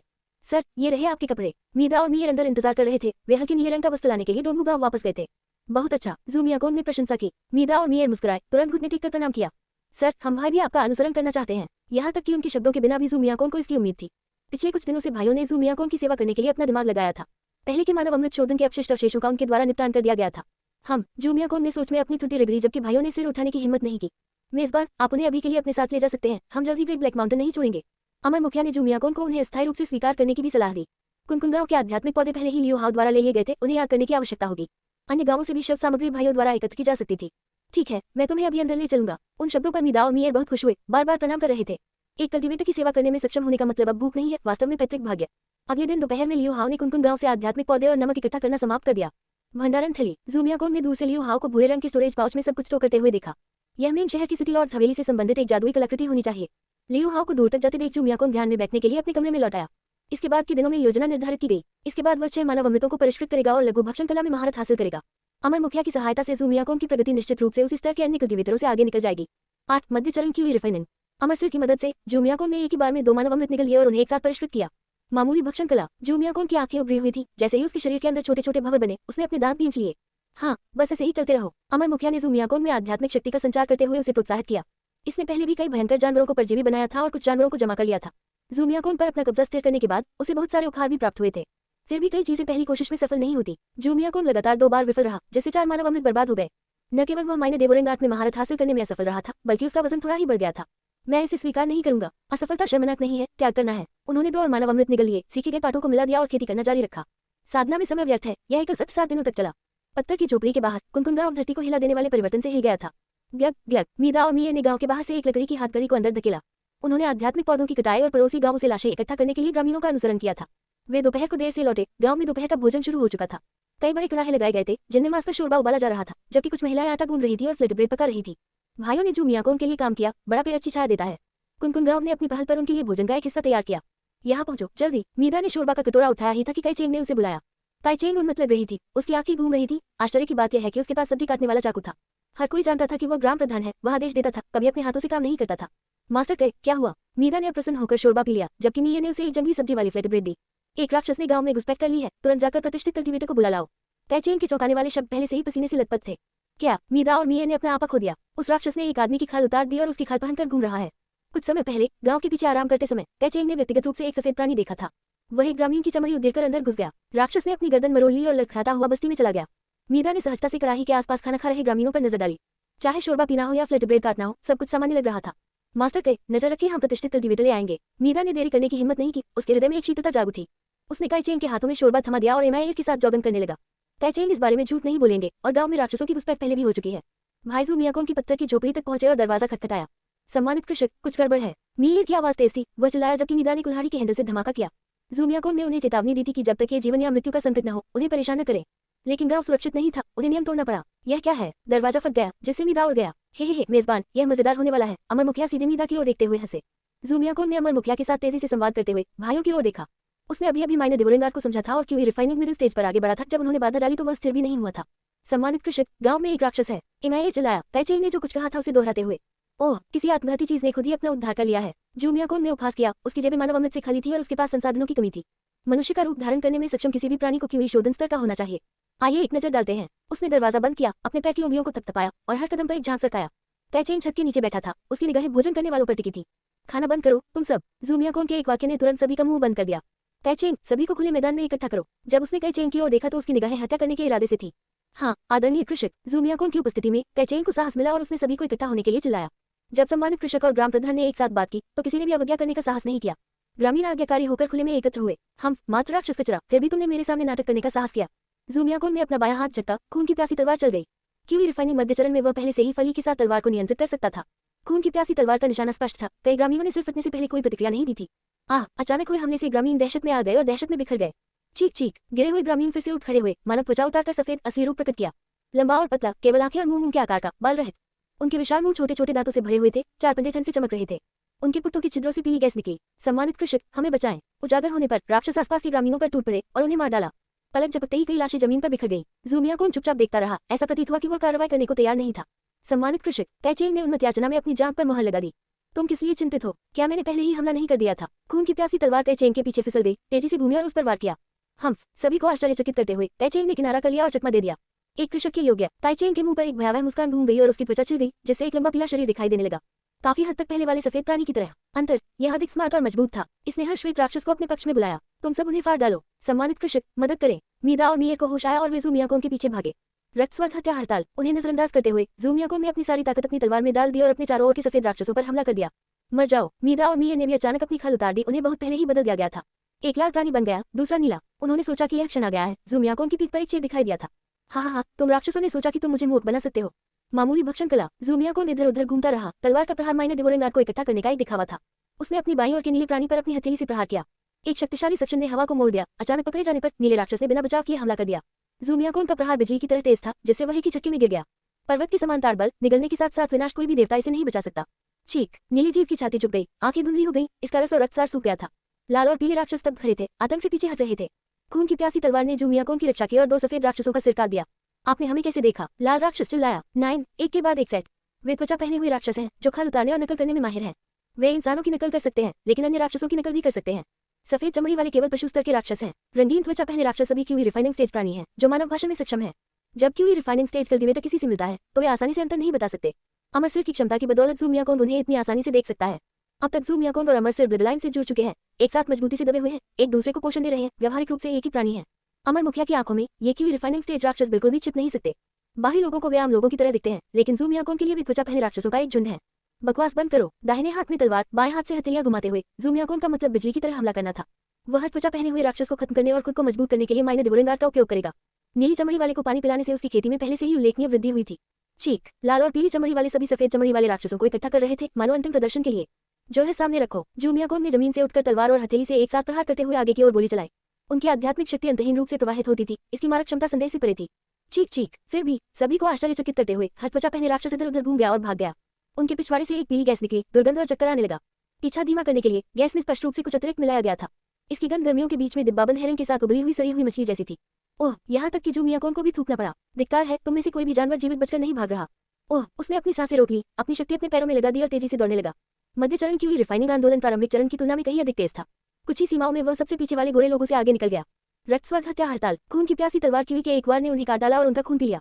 मिठाई। खून की प्यासी तलवार एक जादुई कलाकृति थी जो अपराध पर केंद्रित थी। हमला करने के अलावा इसकी सबसे बड़ी विशेषता पैशाचिक प्रतिक्रिया थी। खून पीने के साथ साथ मामूली भक्षण कला के साथ जू मियाकोन की युद्ध शक्ति साथियों के बीच सबसे मजबूत थी। उच्च आक्रमण, घनी जीवन शक्ति, असीमित सहन शक्ति। Bone forest great black mountain का सबसे खतरनाक क्षेत्र था जो भयंकर राक्षसों से भरा हुआ था। यहाँ अपने शिकार पर नजर रखते हुए जू मियाकोन ने पहले ही कई गोरे लोगों को मार डाला था। मिडिल स्टेज की हुई रिफाइनिंग में पहुंचने के बाद उन्होंने यहाँ प्रशिक्षण लेने की योजना बनाई थी। यह आकस्मिक मोड़ उनके लिए बिल्कुल उपयुक्त था। अस्थिवन अपने नाम के अनुरूप हड्डियों और पेड़ों का मिश्रण था। कुछ हड्डियां पुरानी थी, कुछ नई थी। मानव, राक्षस, यहाँ तक कि कल्टीवेटर के अवशेष भी। जैसा कि कहा जाता है, समुद्र जितना उग्र होगा मछलियां उतनी ही महंगी होंगी, स्थान जितना अधिक खतरनाक होगा पुरस्कार उतने ही अधिक होंगे। मदद करना। वह बोन फॉरेस्ट में प्रवेश ही कर पाया था कि सहायता के लिए चीख पुकार मच गई। हम अभी भी ऐसी सस्ती चाल का उपयोग कर रहे हैं। जमीन हड्डी के टुकड़ों के नीचे दबी पड़ी थी। हरे पेड़ की जड़ें मज्जा पर निर्भर होकर बड़ी हो रही हैं। पेड़ों के प्रकाश को अवरुद्ध करने के कारण बोन फॉरेस्ट एकदम काला था। प्रवेश करने वाला एक नश्वर व्यक्ति अंधा होगा। मदद करना। स्रोत एक हड्डी का दलदल था, सफेद हड्डियों से सजी मोटी मिट्टी। एक फटी फटी औरत हड्डियों के देर पर बैठी कांप रही थी। हे मेजबान, आपका भाग्यशाली दिन। अमर मुखिया ने मजाक किया। वह महिला एक की हुई रिफाइनिंग कल्टीवेटर थी, न कि छिपी हुई त्वचा पहने राक्षस। हाँ, मछली पकड़ने की एक पुरानी दिनचर्या। जू मियाकोन ने जल्दबाजी नहीं की, इसके बजाय उसने अपनी आभा छिपा ली और एक पेड़ की चोटी पर चढ़ गया। उसका चेहरा बदन बिल्ली की तरह धंसा हुआ था। केवल उसकी आवाज ने एक युवा कल्टीवेटर को धोखा दिया। उसके कपड़े कटे हुए थे और कीचड़ से सने हुए थे। कमजोर नहीं, वह वास्तव में मिडिल स्टेज की हुई रिफाइनिंग है। अमर प्रमुख ने विश्लेषण किया। दाव लगाने की परवाह। मैं कहता हूँ कि दलदल में आश्चर्य है। अरे शैतान की बात करो, वहाँ देखो। अमर सिर ने अपनी गर्दन टेढ़ी कर ली। लाल और नीली चमड़ी वाले राक्षसों को भी लालच दिया गया था जो दलदल के किनारे तक रेंग रहे थे। उन्होंने किसी तरह मानव त्वचा प्राप्त कर ली थी और अब उसे मंदबुद्धि नश्वर के रूप में प्रस्तुत कर रहे हैं। डरो मत मिस, हम तुम्हें बचाने के लिए यहाँ हैं। लाल ने नायक की भूमिका निभाई, एक शाखा को तोड़कर कीचड़ में फेंक दिया। आओ मुझे बचाओ बड़े भाइयों, लड़की मधुर स्वर में बोली। लकड़ी तैरने लगी, सीढ़ी के रूप में प्रयोग करने योग्य। लेकिन जैसे ही लाल राक्षस ने उस पर कदम रखा, कीचड़ से कुछ फूट गया। एक गुफानुमा जबड़ा, मोटे काली शिल्के, हत्या करने के इरादे से भरी पीली हरी आंखें, पूरी 6 मीटर लंबी। चीख। एक चीख के साथ लाल राक्षस को आधा काट लिया गया। गहा अज्ञात प्राणी ने पूरे लाल राक्षस को चबाकर निगल लिया। नीला राक्षस भयभीत होकर भाग खड़ा हुआ। मत जाओ, लड़की ने निराशा में फोन किया। शिन, हाँ, इसे बुलाया। खून की प्यासी तलवार जू मियाकोन के हाथ से उड़कर नीले राक्षस पर गिरी। नीले का ध्यान पीछे था, इससे पहले कि वो प्रतिक्रिया कर पाता उसका पैर कट गया। मरना। जू मियाकोन ने पेड़ से छलांग लगाई, 3 कदम में दूरी तय कर ली। मामूली भक्षण कला। उसकी हथेली नीले राक्षस की खोपड़ी में धंस गई, जिससे उसकी खेती और खून बह गया। जैसे ही इसकी मृत्यु हुई, इसने अपनी मानव त्वचा उतार दी और अपना असली रूप प्रकट कर दिया। ये सब तुम्हारी गलती है, इतने अधीर। दलदल में लड़की हताशा में अपनी छाती पीटते हुए अज्ञात राक्षस पर बैठ गई। जैसा कि अपेक्षित था, एक घात। यजमान ने इसे नचाया। अमरशीष ने प्रशंसा की। कुछ भी अजीब संदिग्ध है, वह स्पष्टतः एक जाल था। जू मियाकोन ने पीछे हटने का फैसला किया। साथी दाववादी, जल्दबाजी न करे, आइए दोस्त बने। वह सहम गई। PFF दोस्तों, तो क्या आपका पालतू जानवर मुझे खा सकता है? जू मियाकोन हंसने से नहीं रोक सका। ओह साथी दाववादी, आप गलत समझते हैं। मैं केवल राक्षसों के लिए जाल बिछा रहा था। मेरा काला बख्तरबंद विशालकाय मगरमच्छ इंसानों को नहीं, राक्षसों को खाता है। इसलिए उस प्राणी को black armour joint crocodile fitting कहा गया। उसने आश्वासन देते हुए अपनी छाती थपथपाई और जानवर को दलदल से बाहर निकाला। साथी दाववादी एक क्षण रुके। उन शब्दों के साथ जू मियाकोन मुड़ा और भागा। एक मध्य चरण की महिला कल्टीवेटर और एक काले बख्तरबंद विशालकाय मगरमच्छ का मतलब कम संभावनाएं थी। जैसे ही वह उसकी नजरों से ओझल हुआ, उसने अपनी पुरानी चाल का इस्तेमाल किया। एक पेड़ पर चढ़ा। यहाँ प्रत्येक पेड़ 3 मीटर ऊंचा है, घने पत्तों वाला, छिपने के लिए उपयुक्त स्थान। पुराना नियम, पीछा करने वाला कभी ऊपर नहीं देखता। कहाँ गया? हताश होकर पहुंची लड़की को उसका कोई पता नहीं चला। क्योंकि रिफाइनिंग कल्टीवेटर्स में दिव्य भावना का अभाव है। अच्छी तरह छुपे और अपनी आभा को छुपाएं, और बराबर वाले आपको मुश्किल से ही पहचान पाएंगे। उसे उम्मीद थी कि एक बार जब वह उसे खो देगी तो वह चली जाएगी, लेकिन वह रुकी रही। काले बख्तरबंद विशालकाय मगरमच्छ ने एक बार गति की, फिर उस पेड़ के ठीक बगल में गिर गया जिस पर जू मियाकोन था। 10 आत्मा तोड़ने वाली सुई। तुम मैगी म्यूट स्क्रैम। सौभाग्य से जू मियाकोन एक कृषक था, उसे सुन्न पैरों के बारे में चिंता करने की जरूरत नहीं थी। इंतजार व्यर्थ नहीं गया। महिला कल्टीवेटर ने अपने सीने से कपड़ों का एक ताजा सेट और पानी की एक लकड़ी की बाल्टी निकाली। भंडारण थैली। जू मियाकोन की नजर महिला की छाती पर टिकी रही। वासना से नहीं, वह स्टोरेज पाउच का अध्ययन कर रहा था। उनके सीमित दृष्टिकोण से केवल इतना ही पता चला कि थैली सफेद थी। पास में काले बख्तरबंद विशालकाय मगरमच्छ के साथ महिला की सतर्कता कम थी। एक पेड़ के सहारे झुककर उसने अपने फटे हुए कपड़े उतारे और कुल्ला करने के लिए बाल्टी उठा ली। मेजबान, क्षण आ गया है। मियाकोन ने भी इसे महसूस किया। वह नीचे कूदा। एक ठंडी चमक ने उसे आगे बढ़ाया। उसकी तलवार ड्रैगन की तरफ फूट रही थी। पहल को जब्त करने के लिए उसने अपनी अधिकांश की हुई को रक्तपिपासु तलवार में डाल दिया। बजना। आह, स्त्री ने शोर सुना। जैसे ही वह दाहिनी ओर दौड़ी, अलार्म बज उठा। बहुत देर हो चुकी थी। वह पीछे एक दिल की धड़कन थी। खून की प्यासी तलवार ने उसका गला चूम लिया। एक झटके से उसका सिर धड़ से अलग हो जाएगा। हिलना मत। मियाकोन ने करीब आकर दाहिनी हथेली उसकी छाती पर चपटी कर दी। कोमल कोमल गर्जन। काले बख्तरबंद विशालकाय मगरमच्छ ने उनके चारों ओर चक्कर लगाया। उसका विशाल शरीर गड़गड़ाहट के साथ हवा को हिला रहा था। आप कहाँ से रेंग कर आए? साथी दाववादी, कोई हिंसा नहीं। स्त्री के चेहरे का रंग उड़ गया। उसने हलचल करने की हिम्मत नहीं की। स्टोरेज पाउच सौंप दो, जू मियाकोन ने गुस्से में कहा। अब तक स्थिति स्पष्ट हो चुकी थी। एक लाल डोरी ने थैली को पकड़ रखा था जो उसके स्तनों के बीच लटक रही थी। फेलो डाओइस्ट। उसने अपना गला साफ किया और बोलने लगी। मुझे थैली दो, मैं खुद को नहीं दोहराऊंगा। तलवार ने उसकी त्वचा को चीरते हुए एक बाल को और काट दिया। ठीक है, ले लो। उसने कांपती उंगलियों से डोरी खोली और थैली उस पर फेंक दी। अपने पालतू जानवर को पीछे हटने का आदेश दे। मियाकोन ने थैली को अपने लिबादे के अंदर छिपा लिया। असंभव, मेरे साथ मूर्ख जैसा व्यवहार मत करो, साथी दाऊदी। वह जानती थी कि उसने उसे सिर्फ इसलिए नहीं मारा क्योंकि मगरमच्छ पहरा दे रहा था। जैसे ही वह पीछे हटी वह मर जाती। हे, मेरे पास कार है, मियाकोन ने मन ही मन दौड़ते हुए व्यंग्य किया। मेजबान, बात करना बंद करो, उसे मार डालो, उसके बिना वह बड़ी चिपकली कुछ भी नहीं है। अमर सिर ने त्वरित कार्रवाई का आग्रह किया। सांड, फिर से देखो, इसके जबड़े बिल्कुल मेरी ओर लक्षित हैं। काले बख्तरबंद विशालकाय मगरमच्छ ने उनके चारों ओर कुंडली मार ली थी। इसका मावा मियाकोन की खोपड़ी के ऊपर मंडरा रहा था। अगर वह मारेगा तो जानवर काट लेगा। एक कृषक का शरीर नश्वर से अधिक मजबूत होता है, लेकिन फिर भी मांस और रक्त होता है। हे मेजबान, डरो मत। अमर मुखिया ने शेखी बघारी। मियाकोन की बढ़ती क्यूई ने उसमें वापस प्रवेश कर लिया था, जिससे सिर को एक गुप्त कला सक्रिय हो गई। आत्मा तोड़ने वाली सुई। क्यूई रिफाइनिंग कल्टीवेटर्स के पास कमजोर आत्माएं हैं, कोई दिव्य भावना नहीं है। राक्षसी जानवर एक जैसे ही होते हैं, विशाल जीवन शक्ति, फिर भी उनसे भी कमजोर आत्माएं। फाउंडेशन स्थापना पर पहुंचने पर आत्मा परिष्कृत होती है, आधा दिव्य भाव बन जाता है। यदि दिव्य अनुभूति कायम रहती है तो शरीर के बिना भी व्यक्ति जीवित रहता है। यह आत्मा तोड़ने वाली सुई एक फाउंडेशन प्रतिष्ठान विशेषज्ञ को घायल कर सकती है। क्यूई रिफाइनिंग दुश्मनों के खिलाफ यह आसान था। मैं तुमसे प्यार करता हूँ, अमर मुखिया। मियाकोन ने आधे महीने पहले ही क्यूई रिफाइनिंग में कदम रखा था। उसकी उल्कापिन वृद्धि सिर के कारण हुई थी। साधना में प्रतिभा मायने रखती है, लेकिन अवसर और प्रयास अधिक मायने रखते हैं। उनके दिमाग में उनका लंबा आदान प्रदान बाहरी दुनिया में केवल एक पल तक ही सीमित रहा। आगे बढ़ो। सिर ने सोल ब्रेकिंग सुई के लिए शक्ति एकत्र की, जबकि मियाकोन तनावग्रस्त था, हमला करने के लिए तैयार था। मारना, मुखिया चिल्लाया। मियाकोन की दाहिनी हथेली ने माइनर डिवोरिंग आर्ट को उजागर किया। खून की प्यासी तलवार ने महिला का सिर उड़ा दिया। गर्जन, जैसे ही मियाकोन ने क्यूई को प्रसारित किया, अंधेरा छा गया। मगरमच्छ के जबड़े उसके शरीर के ऊपरी हिस्से को निगलने के लिए दौड़ पड़े। यदि वे नुकीले दांत बंद हो जाएं, तो वह टुकड़े टुकड़े हो जाएगा। आत्मा तोड़ने वाली सुई। अमर मुखिया की बैंगनी आंखें उन्माद और हत्या से चमक उठी। सुई ने असंभव गति से जानवर की आत्मा को छेद दिया। दहाड़ दहाड़ मगरमच्छ जम गया। उसका मस्तिष्क फटने को तैयार लग रहा था, जैसे 10 समुद्री डाकू जहाज के झूलों के साथ 10 रोलर कोस्टर की सवारी। सफलता। मौके का फायदा उठाते हुए मियाकोन ने महिला की क्यूई और खून निकाल दिया। दयनीय बात, सिर और शरीर अलग हो गए। वह एक तरफ फेंकी गई सूखी भूसी बन गई। बाहर खींचे, ये जानते हुए कि कब पद छोड़ना है, मियाकोन नई शक्ति से लबरेज पीछे हट गया। एक ही छलांग ने उसे करवट ले रहे मगरमच्छ के पार पहुंचा दिया।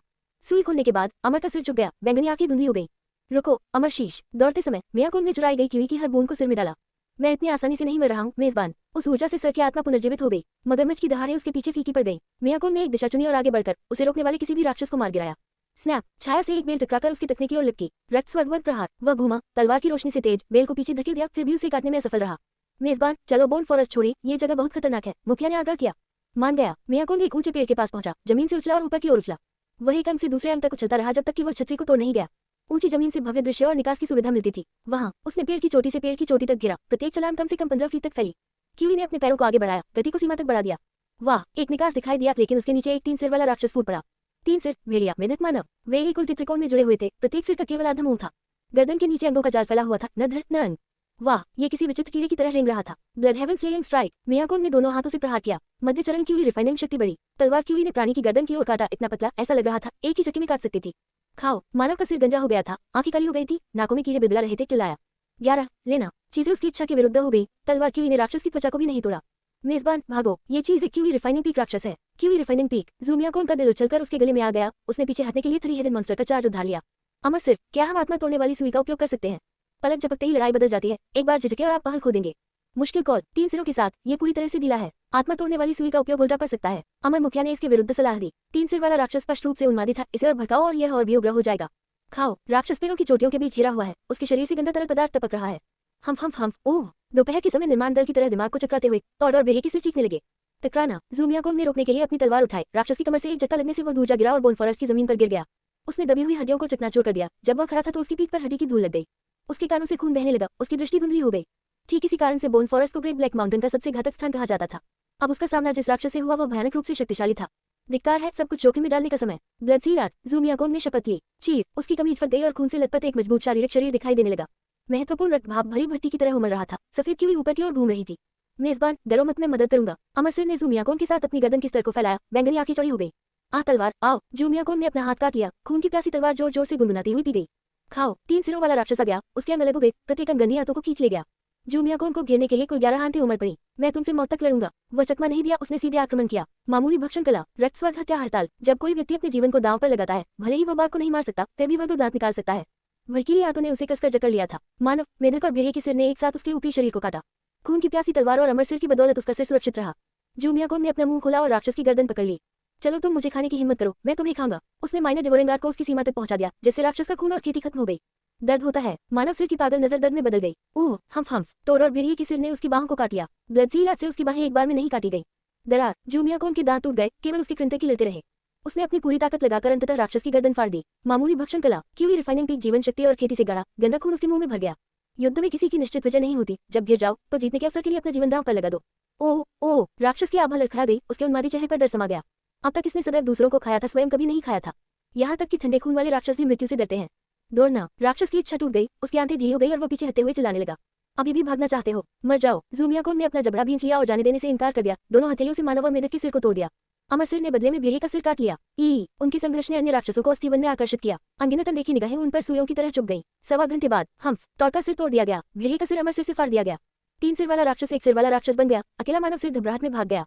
हम जीत गए मेजबान, चलो चलें। जैसे ही जीतते हुए छुपे हुए राक्षस सामने आ गए। जाओ, खून से बचो। ज़ूमियाकोन की जांघों में रक्त वाहिकाएं फट गईं, उसके निचले शरीर में कीवी प्रज्वलित हो गई। वह तीर की तरह छूटा। लड़ाई के बाद त्वचा का एक भी टुकड़ा सुरक्षित नहीं था। उसका मन खत्म हो गया, उसका खून खत्म हो गया। निकास इस तरह है, अमर सिर समान रूप से सूखा हुआ, अपनी बैंगनी आंखें बंद होने से पहले रास्ता दिखाता था। इसने अपना सर्वश्रेष्ठ प्रदर्शन किया था और ज़ूमियाकोन के बाएं कंधे पर वापस सिकुड़ गया था। लड़ाई के दौरान वो बाहर निकलने के बहुत करीब पहुंच गया था। ओह, खुद को सतर्क करते हुए ज़ूमियाकोन ने जागते रहने के लिए खून की प्यासी तलवार से अपना मांस काट लिया और पैरों की चोटी पर छलांग लगा दी। लगभग वहां बाहर निकलो और जियो। लड़ाई क्रूर थी, ज़ूमियाकोन वास्तव में जीत नहीं सका था। राक्षस ने बस अपनी हिम्मत खो दी थी। यदि वे अंत तक लड़ते तो संभवतः दोनों गिर जाते और दर्शकों द्वारा उन्हें खा लिया जाता। वह नहीं जानता था कि कितने लोगों ने भागते हुए राक्षस का पीछा किया, लेकिन आवाजों से पता चला कि कम से कम 2 लोग उसका पीछा कर रहे थे। भागो लानत पैर, भागो। उसने पीछे मुड़कर देखने की हिम्मत नहीं की। उसके आखिरी कण तक हिल रहे थे, बमुश्किल उसके होठों को पकड़ पा रहे थे। जब वह बोन फॉरेस्ट से बाहर निकला तो उसके पैर सुन्न हो गए थे। शुद्ध इच्छा पर वह यंत्रवत चलता रहा। पीछे चल रहे दोनों लोग धीरे धीरे धीमे हो गए। आखिरकार दिन का समय था, यहाँ तक कि राक्षसों ने भी जोखिम उठाया। ज़ूमियाकोन से लेकर त्वचा पहने राक्षस का शिकार करना, हड्डी के जंगल में प्रवेश करना, महिला कृषक की हत्या करना, 3 सिर वाले राक्षस से लड़ना, बचना। कुछ ही घंटे बीते थे। इसमें कोई शक नहीं कि इस कठिन परीक्षा ने लड़ने की उसकी इच्छा शक्ति को मजबूत कर दिया था।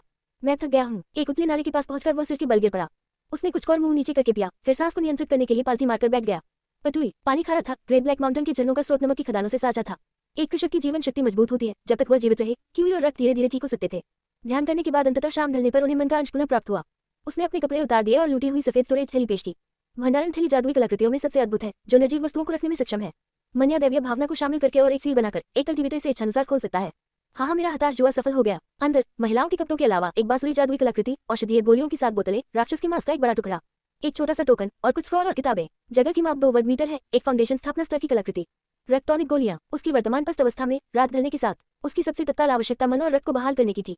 7 बोतलें उनका पहला निरीक्षण बन गई। प्रत्येक पर स्पष्ट लेबल अंकित है। मन को बढ़ाने के लिए यिनहुआ गोलियों की 3 बोतलें, रक्त की पूर्ति के लिए ब्लड टॉनिक गोलियों की 2 बोतलें और विश्रण के लिए काव बेजार गोलियों की 2 बोतलें। 12 साफ सुथरा। ज़ूमियाकोन ने कुछ ब्लड की हुई गोलियां निगल ली और छिपने के लिए एक गुफा ढूंढ ली। गुफा सूखी और उपयुक्त थी। रात हमेशा दिन निकलने से जल्दी आती थी। उसके पास अब कुनकुन गांव लौटने के लिए पर्याप्त समय नहीं था। गुफा के अंदर एक जंगली भालू जानवर था। इसका सामना करने पर एक नश्वर व्यक्ति को निश्चित मृत्यु का सामना करना पड़ता। क्षमा करें, मैं आपका घर कुछ समय के लिए उधार ले रहा हूँ। भले ही ज़ूमियाकोन गंभीर रूप से घायल हो गया था, फिर भी उसने अपने हाथ के हल्के से झटके से उसे मार डाला।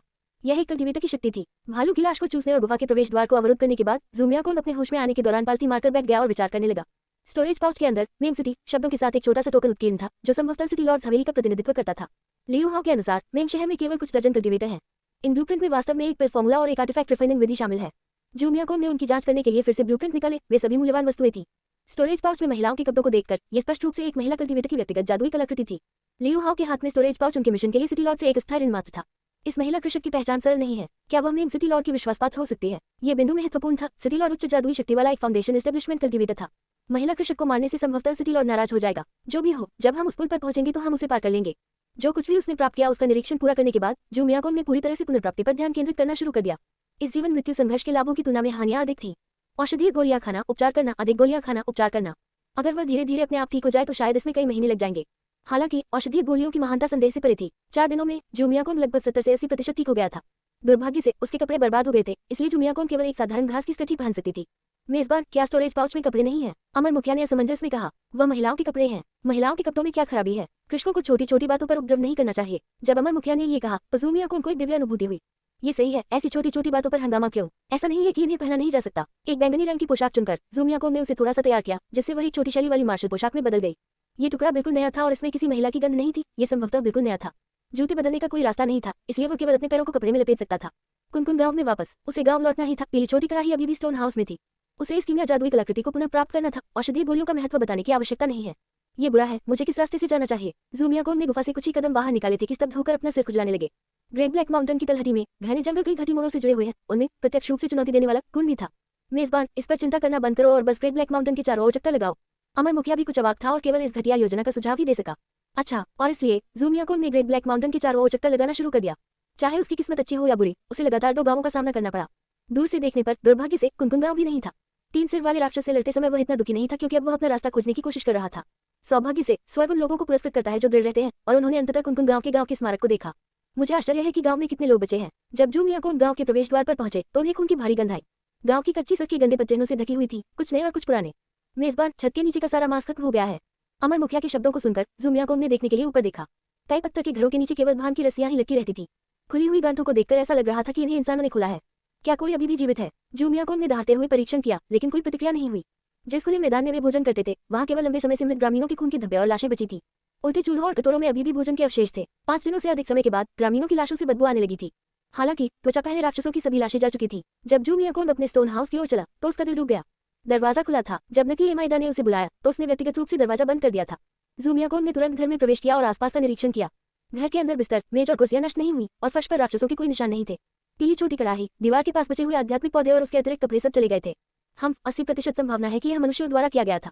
राक्षस पीली छोटी कड़ाही को रोटी की तरह कुतरना नहीं चाहेंगे, नहीं उसके कपड़े पहनेंगे। जू मियाकोन बाहर चले गए। वह पत्थर के घर की सावधानीपूर्वक तलाशी लेगा। तुम सब बाहर आ जाओ या मर जाओ। कई घरों में दरवाजे पीछे से अव्यवस्था के कारण स्पष्ट रूप से बंद थे। ध्यान से सुनने पर पता चला कि कमरों के अंदर हल्की हल्की सरसराहट की आवाजें आ रही थी। टकराना। जू मियाकोन के पास धैर्य नहीं था। उसने बेतरतीब ढंग से एक कमरा चुना और एक हाथ से दरवाजा तोड़ दिया और सीधे अंदर घुस गया। कमरे में 2 लोग थे जो एक नजर में दिखाई दे रहे थे। यह एक जोड़ा था, बिस्तर के सामने खड़ा कांप रहा था। कदम, झपट्टा मारना, खून की प्यासी तलवार उड़ गई और उनके सिर काट दिए और खून की 2 खंभे आकाश की ओर उड़ गए। स्टोन हाउस की छत पर लाल रंग का छिड़काव किया गया था। जू मियाकोन की नजर में सभी नश्वर पदार्थों की तुलना पीले छोटे कड़ाही से नहीं की जा सकती थी। लाशों को एक तरफ फेंक कर देखा तो बिस्तर के नीचे की स्थिति स्पष्ट थी। यहाँ पका हुआ मांस और जंगली सब्जियां छिपी हुई थी। जू मियाकोन पीछे हट गया और उसी तरीके से कई अन्य पत्थर के घरों को तोड़ दिया। हमें बख्श दो सम्मानित कृषक, हम राक्षस नहीं हैं। हर घर में कमोबेश ग्रामीण छिपे हुए थे। जू मियाकोन ने उन्हें उनके घरों से बाहर निकाल दिया। धिक्कार है, उनमें से किसी के पास भी नहीं है। घरों में खोजने के बाद उसे केवल कुछ भोजन मिला। उसे अभी भी पीली छोटी कड़ाही नहीं मिली थी। क्या तुम मेरे घर से पीली छोटी कड़ाही ले गए? बोलना। जू मियाकोन का चेहरा गंभीर था। ग्रामीण पहले से ही जमीन पर घुटनों के बल बैठे थे, सिर उठाने की हिम्मत नहीं कर रहे थे। वे बहुत देर तक बुदबुदाते रहे परंतु कोई उत्तर न दे सके। स्लैश, दरार दरार दरार। एक कमजोर ग्रामीण की खून की प्यासी तलवार से काटकर हत्या कर दी गई। हमें बख्श दो, हम सचमुच नहीं जानते। शेष ग्रामीण छलनी की तरह कांप उठे, इतने भयभीत हो गए कि उन्होंने अपनी पैंट गीली कर ली। मैं खुद को दोहराना नहीं चाहता। खून की प्यासी तलवार ग्रामीणों के सिर के ठीक ऊपर मंडरा रही थी। उन पर मौत का साया मंडरा रहा था। हम वास्तव में नहीं जानते। हम नश्वर लोग आपके घर में प्रवेश करने की हिम्मत नहीं करेंगे, माय लॉर्ड। अगर हमें 10 गुना भी साहस दिया जाए तो भी हम साहस नहीं करेंगे। इतनी देर तक गर्दन पर ब्लेड रखकर डराने के बाद भी ग्रामीणों को कुछ नहीं पता था। हमें बख्श दो मेरे भगवान। इस स्थिति को देखकर ऐसा लगा जैसे उन्हें सचमुच पता ही नहीं था। जू मियाकोन ने अपनी टुड्डी पर हाथ फेरा और सोचने के लिए स्टोन हाउस पर कूद गया। क्या करें? क्या उसे हार मान लेनी चाहिए? नहीं, वह हार नहीं मान सकता था। पीली छोटी कड़ाही न केवल कीमिया कर सकती थी बल्कि उसे उसके गुरु ने छोड़ भी दिया था। गांव के लेआउट को देखते हुए जू मियाकोन ने अचानक कुछ सोचा। यदि यह जमीन पर नहीं था तो भूमिगत के बारे में क्या? कुनकुन गांव कई वर्षों से अस्तित्व में था। वहां किसी प्रकार की सुरंगें या तहखाने होने चाहिए। आप यहाँ आओ। जू मियाकोन छत से नीचे कूद गया और एक सफेद बालों वाले बूढ़े व्यक्ति को बुलाया। मेरे भगवान। बूढ़ा ग्रामीण छोटा और पतला था। उसके कई दांत गायब थे जिससे उसकी वाणी हवादार हो जाती थी। क्या गांव में कोई सुरंगें या तहखाने हैं? ओह हाँ। काफी देर तक झिझकने के बाद बूढ़े ग्रामीण ने कांपते हुए एक पत्थर के घर की ओर इशारा किया। नीचे वहाँ वो स्टोन हाउस कोई और नहीं बल्कि ग्राम प्रधान कई चेन का आवाज था। 13 कई चेन 80। जू मियाकोन ने पत्थर की झोपड़ी को धक्के से गिरा दिया। चट्टान के टुकड़े जमीन पर बिखर गए। बिस्तर पर सूखे भूसे में लिपटा हुआ त्वचा रहित सड़ा हुआ मांस का ढेर पड़ा हुआ था। ये यहाँ है। कोने में पानी की कुंड के साथ स्पष्ट रूप से छेड़छाड़ की गई थी। इसके किनारे को चमकीला पॉलिश किया गया था। बर्तन को हिलाने से तहखाने का एक रास्ता दिखाई दिया जिसके निचले भाग में आग की हल्की रोशनी टिमटिमा रही थी। तुम दोनों यहाँ आओ। मियाकोन नीचे नहीं गिरा। उसने सामने के निकटतम 2 ग्रामीणों की ओर इशारा किया। ग्रामीण और ग्रामीण भी। यदि तहखाना जल निकला तो जिंदा दफन होने से उसे नुकसान होगा। मेरे प्रभु, ये ग्रामीण और भी मूर्ख नहीं थे। उन्होंने अपने पैर इधर उधर कर लिए। वे आगे बढ़ने से भी डर रहे थे। तुम किस बात से डरते हो? इस जादुई कलाकृति को ले लो। अगर खतरा आए तो इसे उड़ा दो, डरने की कोई जरूरत नहीं है। मियाकोन ने अपने स्टोरेज पाउच से एक बांसुरी जादुई कलाकृति निकाली। एक की हुई रिफाइनिंग स्तरीय ध्वनि प्रकार की जादुई कलाकृति को उसने मूल रूप से रक्तपिपासु तलवार में परिष्कृत करने के लिए सामग्री को नष्ट करने की योजना बनाई थी। एक जादुई कलाकृति शब्द सुनकर ग्रामीण की आंखें चमक उठी। एक जादुई कलाकृति किसी मोर्टल द्वारा इस्तेमाल किए जा सकने वाले किसी भी ब्लेड या डंडे से कहीं अधिक घातक थी। एक कल्टीवेटर की अधिकांश डरावनी शक्ति ऐसे उपकरणों से आती थी। ठीक है, मैं नीचे जाऊंगा। जीवित रहने के वादे के साथ ग्रामीण का डर गायब हो गया। उसने बांसुरी को कसकर पकड़ लिया। महाराज, मेरे बारे में क्या? ग्रामीण भी उत्सुकता से चिल्लाया। तुम्हें छोड़ा नहीं जाएगा यहाँ। एक सांकेतिक जादुई कलाकृति। खतरा दिखाई देने पर इसे उठाएं और आप सुरक्षित रहेंगे। मियाकोन ने सिटी लॉर्ड हवेली का टोकन तैयार किया और इसे ग्रामीण बी को सौंप दिया। निसंदेह ये केवल उन्हें शांत करने के लिए थे। क्यूई के संचार के बिना बांसुरी कोई आवाज नहीं करेगी। टोकन केवल सजावटी था, कोई सुरक्षा प्रदान नहीं करता था। ये ग्रामीण पढ़ भी नहीं सकते थे। किसी और चीज के बारे में चिंता करने की जरूरत नहीं है।